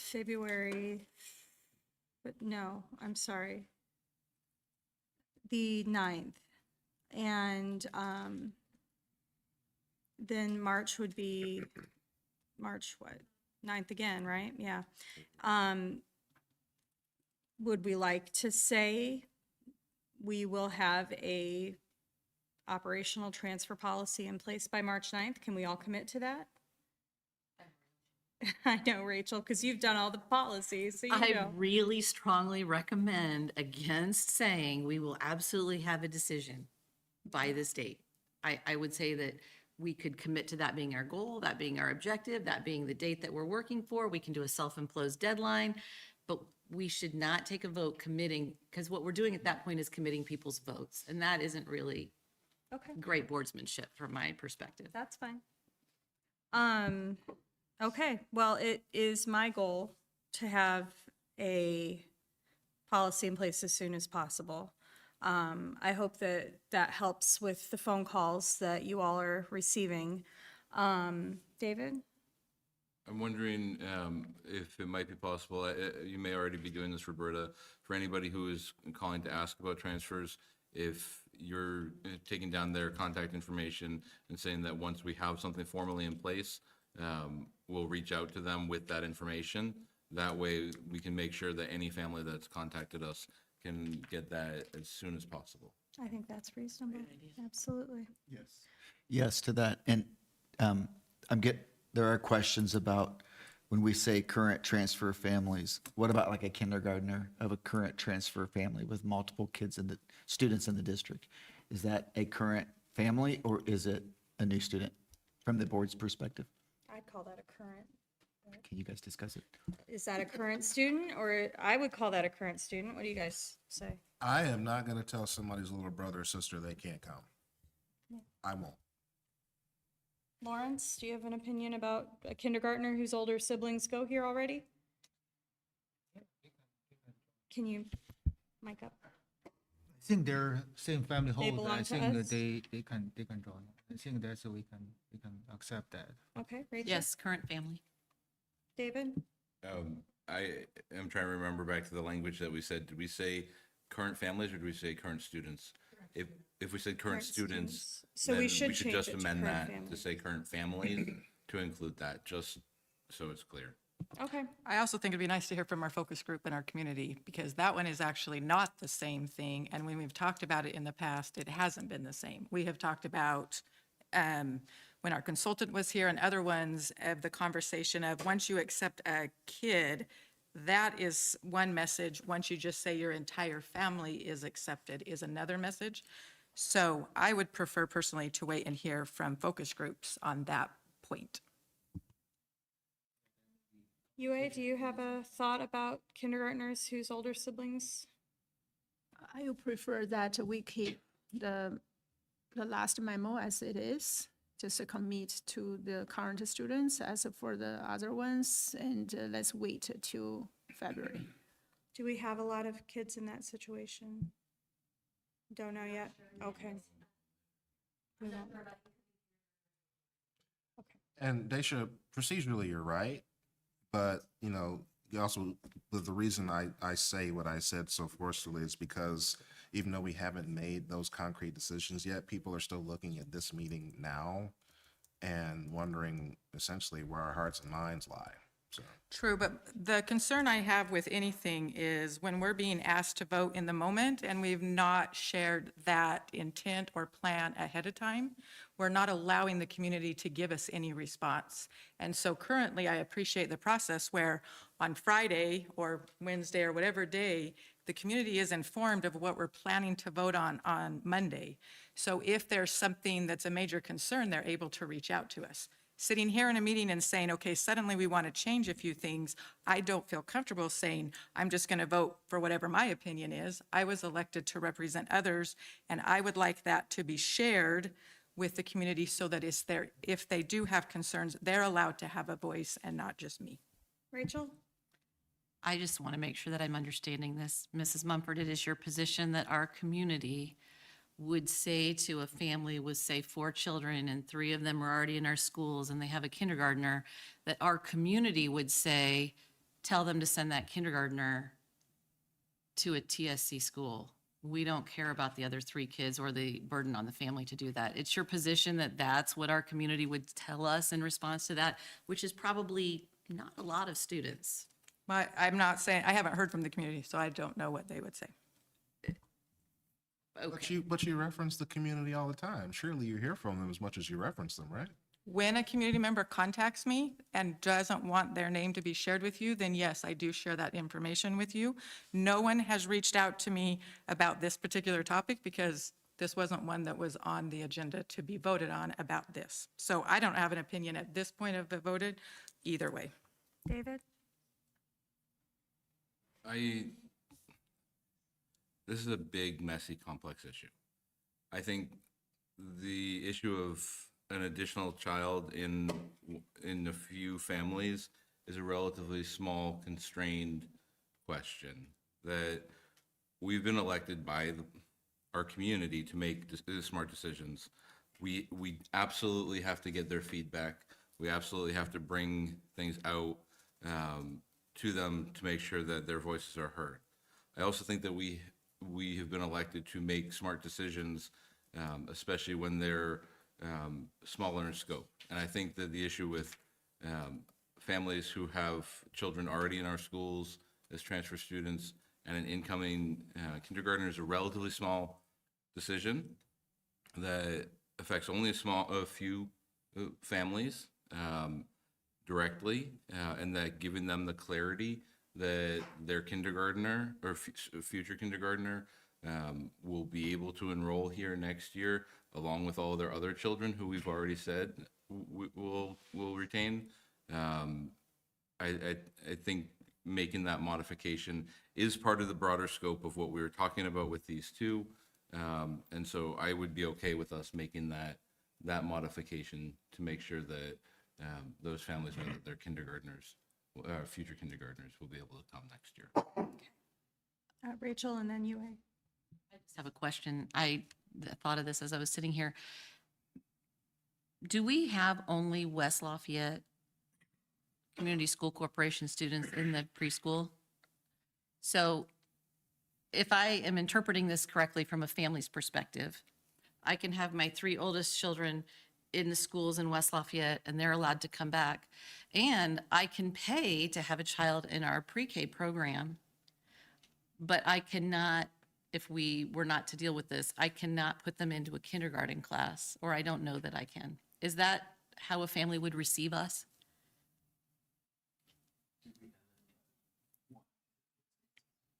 We have one. Okay.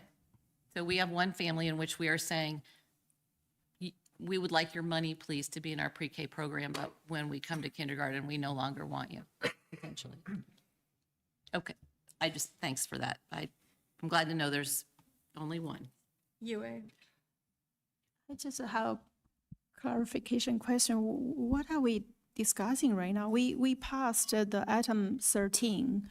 So this new sibling issue We're is talking not about tabling the item 14. right. still. And then can we just vote on that? Then we discuss that. So as for the sibling one, I think we can just discuss it in February because it's different from 13, right?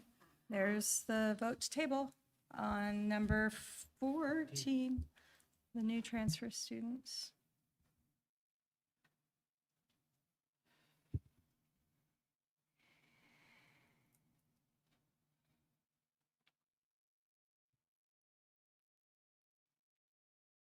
Need one more. There we go. Okay. That's fine. Dr. Greiner, how about your superintendent report?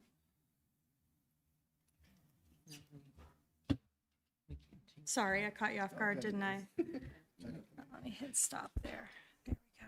You actually didn't catch me off guard at all. I wanted to go back up at the top because I was going to, when we open the meeting, just say a few words to you all. You have a certificate and gifts at your seat in honor of Board Appreciation Month. So please accept those as small tokens of our gratitude to you. More importantly, thank you for your care. Thank you for your time and your professionalism that you bring on behalf of our students, our staff, and our community. Your commitment to public education in general means a lot to us, and your thoughtful leadership and willingness to listen and lead with integrity make our district stronger. We're truly grateful for each of you, and we know that it takes a lot of time to be a board member, so thank you. Thank you. Then, I wasn't done, sorry. Is that okay? Sorry, no, that was a very pregnant pause. Sorry. I wanted to start there because that's what I was going to say in the opening, but. Thank you. Thank you. Healthy dialogue. I'd also like to give a quick update regarding our scheduled community forums. We've talked about that a little bit prior. We want to gather more input from families during these community forums. So we have a virtual forum scheduled for tomorrow at 7 p.m. Then an optional in-person staff meeting on January 14th at 4 p.m. and a virtual public forum on January 15th at noon. As reviewed with the facilitator in December, the survey results, this data is similar to what we talked about earlier tonight. We saw that a majority support a controlled transfer policy of some sort. Clearly, they want input to provide input, and they want it transparent, and they want it reviewed annually, as we talked about, or particularly transfers in general reviewed annually. And we've done that in the past. We want to get things in writing, and we know our public wants that from the current data that we've collected.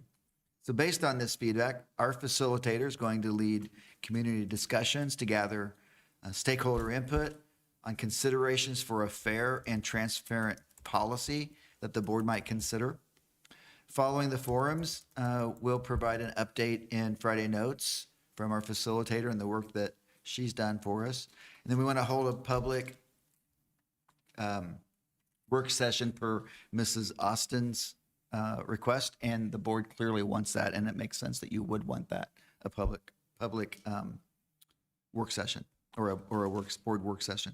We had it scheduled for January 26th, but it makes sense that the board would want Mrs. Austin or Mrs. Julian through Mrs. Austin's direction to get some dates that work for the board so that board members who choose to attend, if not all of them, can participate in that work session where we'd like to have the facilitator come too and present from her perspective, just to keep the board focused on that outside presence and data collection through those meetings.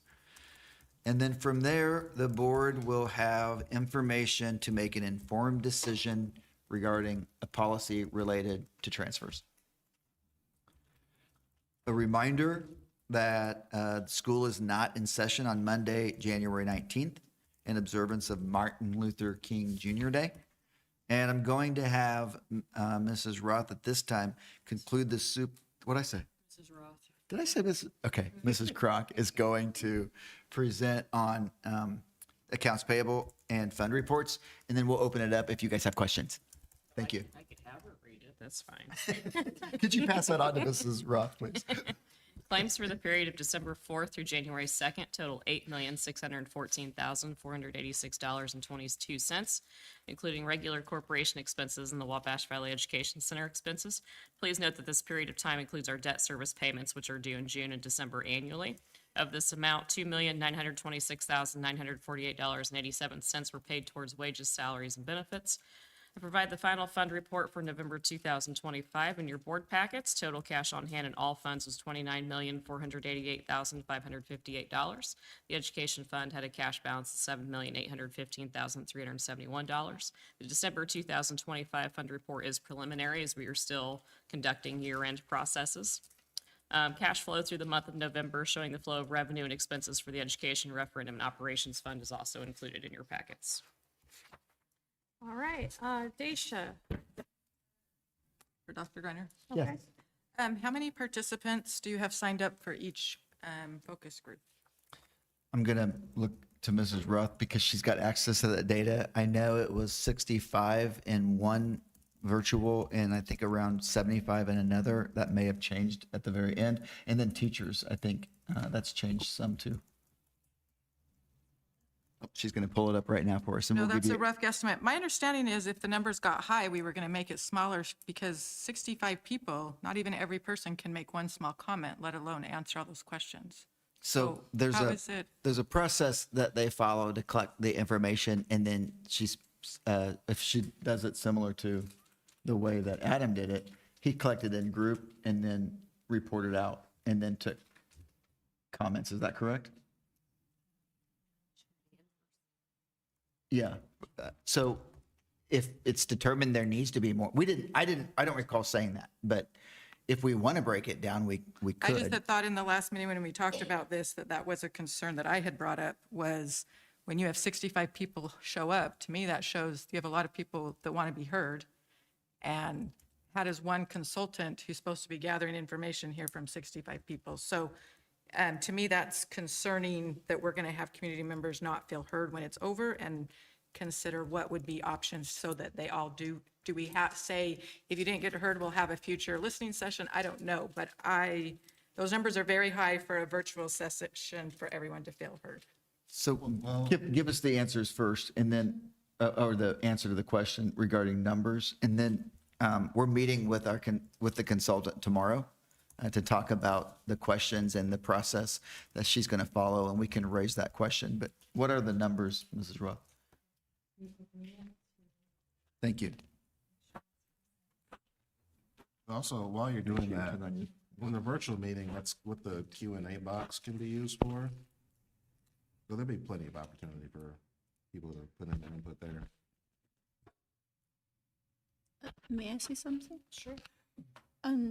So maybe the consultant already think about that issue, but just to share my experience when I had the college meeting for my work, and we frequently use the breakout rooms and share the Google Docs for people to enter information and kind of for the breakout rooms, it's just a small group where they assign a leader who take notes and report back to the bigger group, or maybe they can also share their group discussion with the consultant, so the consultant can have the consolidated feedback. Oh, by the way, that document can be shared with everyone, so everyone can see other groups' discussion, and so to make it transparent.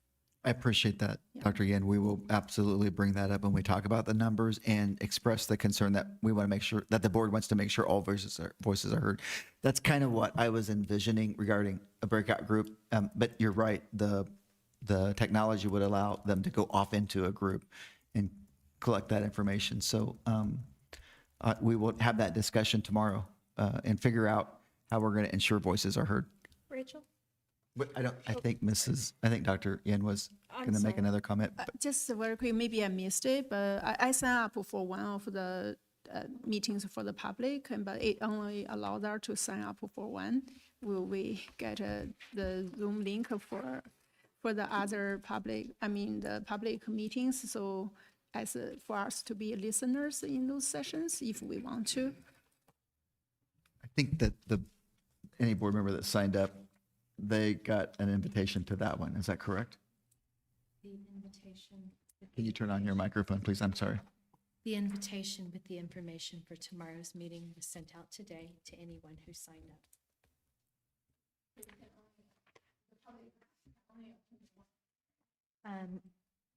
Let me look. Okay.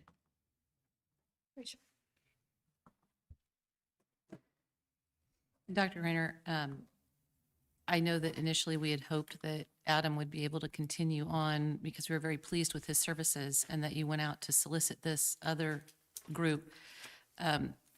While I do agree that that is a rather large-sized focus group, I would just like to understand from you, do you believe that you have hired an individual or a group that are professionals and do this gathering of information from community focus groups as part of their normal job?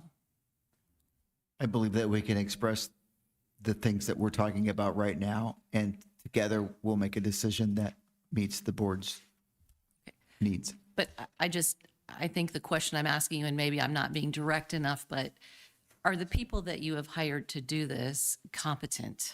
Do you believe them to be? I believe they're competent. Okay. And do you believe that they have expertise in leading focus groups and assembling data? I believe they will be able to do that for us. Okay. So I really appreciate you're trying to refine that to accommodate the board's additional questions, but I also would just like to affirm with you that I believe that I agree with you that you've hired a competent firm to do this work, and I trust that they will give us a report that will be beneficial to our decision-making. So thank you for your efforts on that. Thank you. Daisha, do you have a report? UA to you from GLAD? Glass meeting will be in February 17th. Okay. Thank you. David? Yes, just a quick update, Parks and Rec, things are going very smoothly. I haven't done this before. I want to share some general numbers about the Wellness Center. I know it's almost 8:30, but I thought that these were really interesting, exciting numbers. They currently have 4,155, in October, there were 4,155 total active membership units, plus another 1,216 family membership units. There's a total number of 8,000, there were a total of about 8,641 total active members. In a given month, there are about 26,000 or so total scans of memberships of people coming in and out of that building. As of, I believe, the beginning of November, that came out to about 256,000 individual scans of the Wellness Center. It keeps growing, and it's really busy. Every time I go in, there are tons of people there. It's a really great facility, and what I think is a great example of something that when the community gets together to build something, can be a really great asset to our community. And so I want us to continue making sure that we can keep building that relationship with Parks and Rec as we talk about things like Happy Hollow and the shared space that we have over there, because there can be some really wonderful things that we do in that space if we intentionally work together. That's all I have. It was a 14-minute meeting last month. Wow, it makes up for this. Next month, can you report it in total calories burned? At the meeting, Yeah, It was instead seven. of that many scans, total calories burned would be fun. All right, you're up, Rachel. Yeah, so a couple things, just ISBA legislative updates. Please keep an eye to your email. They're in session and they're sending out those updates and they're generally helpful. Also be aware that if there are calls to action, those will come out labeled as such. If they have need for us to reach out to legislators on education issues. From the West Lafayette Ed Foundation, the scholarship application is now open until February the 2nd. So they are really looking forward to awarding scholarships to the class of 2026. As you know, it's always a wonderful celebration on graduation week. The end of the year challenge match was very successful. They raised over $22,700. West Lafayette Ed Foundation is grateful to the donor, and the donor does wish to remain anonymous. They provided a wonderful opportunity to boost the foundation's annual fund. And finally, please mark your calendars. The annual Scarlet and Gray Dinner and Auction is on Saturday, March the 28th at the Stables Event Center. Please add the event to your calendar and plan to attend. It is important to have the board present for this important annual fundraisers. Tickets will go on sale later this month. Sponsorship opportunities are also available. If you have a business that would like to sponsor, you can contact Wendy for details. And finally, I'll just throw this out there to the board, but if you're not a routine giver to the West Lafayette Schools Education Foundation, it is meaningful if the foundation is able to say that they have financial support from 100% of their board members. It doesn't even need to be a large donation, but some contribution to the foundation can help them represent a unity that certainly exists in a very material way. So I would just put that in your brains for some thought if you are not already a regular giver to the foundation. And that is all I have today. Thank you. Lawrence? No report? All right, George? Give me 1 second. You got it. All right. Pull it up. So the Indiana legislature is in session right now. There is a lot going on. There are a lot of proposals in both the House and the Senate. Some of them, or many of them, haven't reached second reading. So some of what I mentioned might not make it out of committee or make it past second reading, but some of the things to be aware of, there is once again a proposal to require displaying the Judeo-Christian 10 Commandments in schools. They are considering a more comprehensive ban on student mobile devices in schools, and alongside that, a potential proposal to allow parents to set increased boundaries on school-issued devices. I'm not sure technically how they would work that out, but that's a proposal. Indiana now has a privacy law. It doesn't extend to us since we are subject to the pre-existing state laws and to federal laws, but it is something to watch out for, particularly for our vendors. And in odd news, there is a proposal, I'm not sure what kind of support it has, to allow certain kinds of advertising on school buses. So if we're looking for sponsorship opportunities, I don't know if we're going to be able to accept one from DraftKings. So our school buses will probably not be brought to you by FanDuel or DraftKings or anything like that. But if we were so inclined, we can have school buses sponsored by, say, Lucas Oil or Purdue Global, you know. Marlboro's the right colors. The school buses are still required by federal law to be yellow. So Oh, good. Okay. Well, then there goes that idea. Wow. Yeah. Regarding the policy on mobile devices, is it possible for us to get any information about the administration's perspective, not right now, on how that might affect any instructional activities in school, maybe from Mr. Rogers, At some point, as this moves further along, just because I know that some of the concern last year that was brought up was that sometimes we are using those mobile devices for educational purposes, and given that this restricts it more, it might be informative for us on how we can respond regarding that policy.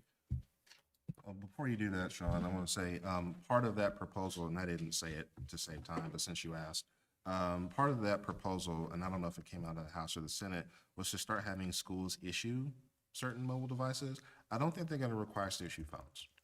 But, for example, if you have an iPhone or an Android app, if we had Android or Android tablets or iPads, to have the school issue those instead and do it that way.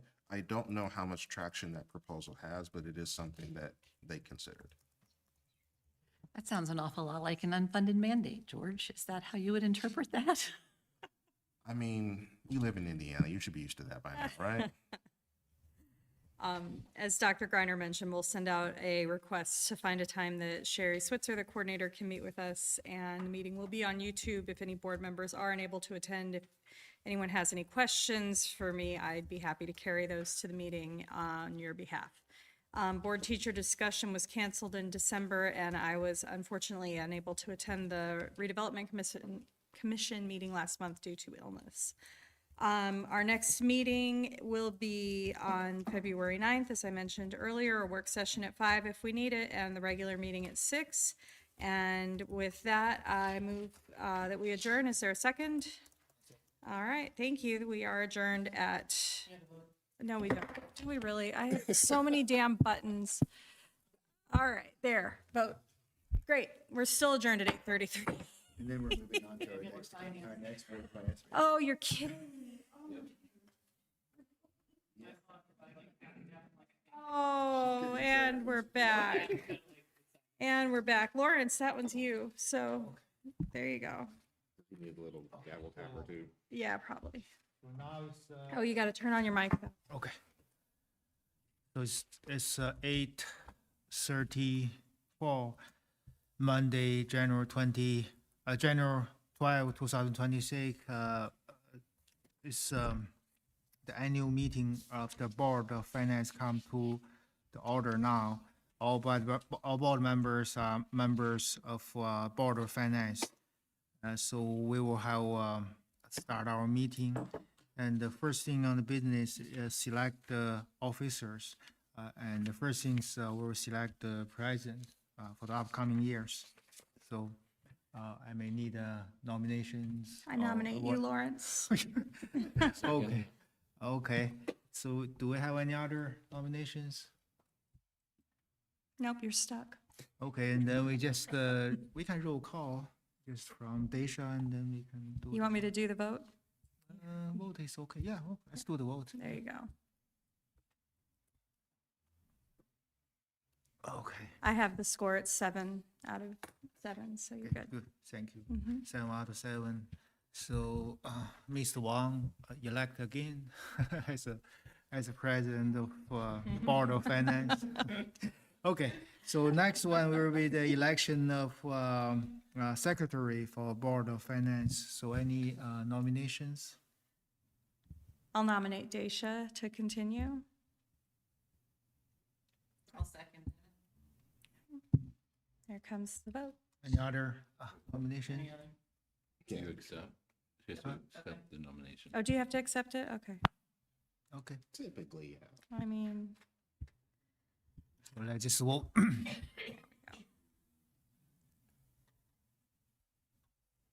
Okay, we got 7, so Daisha will be the secretary for Board of Finance for 2026. Congratulations. Okay, so next item on the business is the investing officer's report and investment register. That's Mr. Cronk.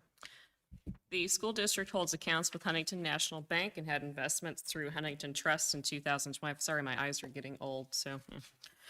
Interest earned on all accounts for the period December 1st, 2024 through November 30th, 2025 totaled $741,405.25, which is more than last year once again. We probably won't have that continue though, so just prepare you.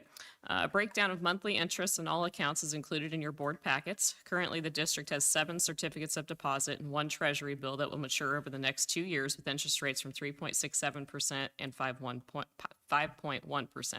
We will continue to invest with the highest rates possible as CDs and bills mature, but as you can tell, interest rates are starting to fall and we have limited options on what we can invest in. And there's no vote that's needed for the investing officer's report. So next item on the agenda will be the fiscal indicators report. Ms. Brown? Okay. The Fiscal and Qualitative Indicators Committee was established under House Enrolled Act 1315 in 2018 to develop indicators used to evaluate the financial condition of school corporations.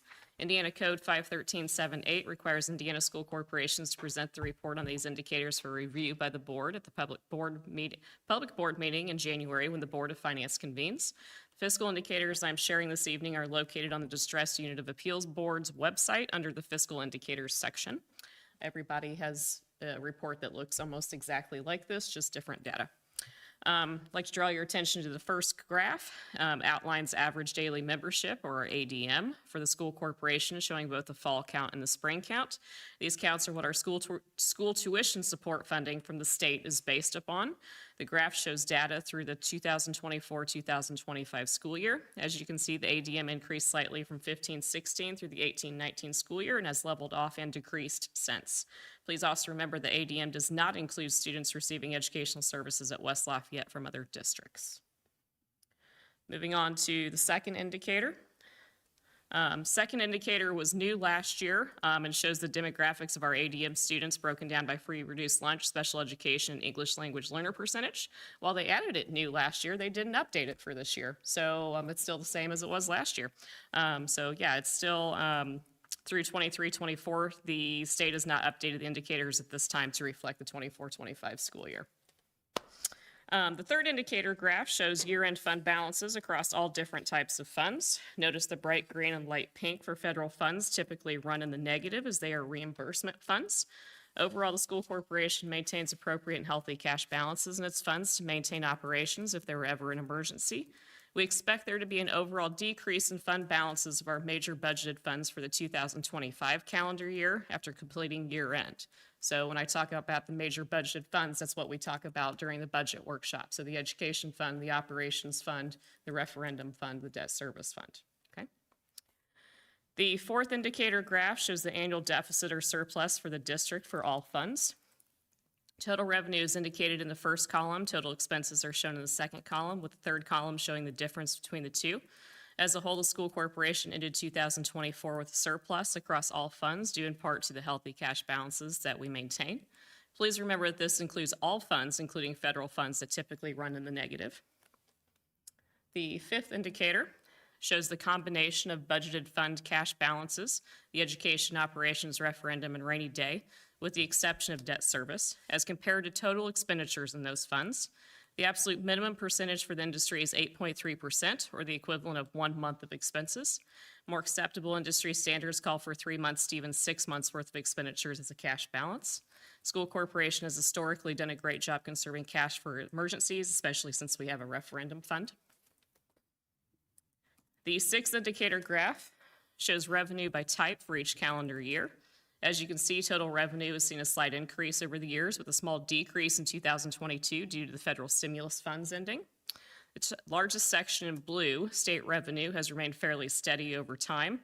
Local tax revenue has seen an increase over the past couple of years due to the increase in assessed values through 2024. This will level off for 2025 and expected to start falling if you reference our policy analytics report on the property tax reform. Revenue also increased in 2024 as a whole due to the receipt of our GO bond funds in 2024. And then the last indicator graph shows our operating referendum revenue as a percent of total revenue. As of the end of 2024, our operating referendum amounted to 15.9% of total revenue across all funds for the school corporation. Total funds went up because the GO bond that year, so that skews that data a little bit compared to the year prior. And that is our fiscal indicator report through 2024.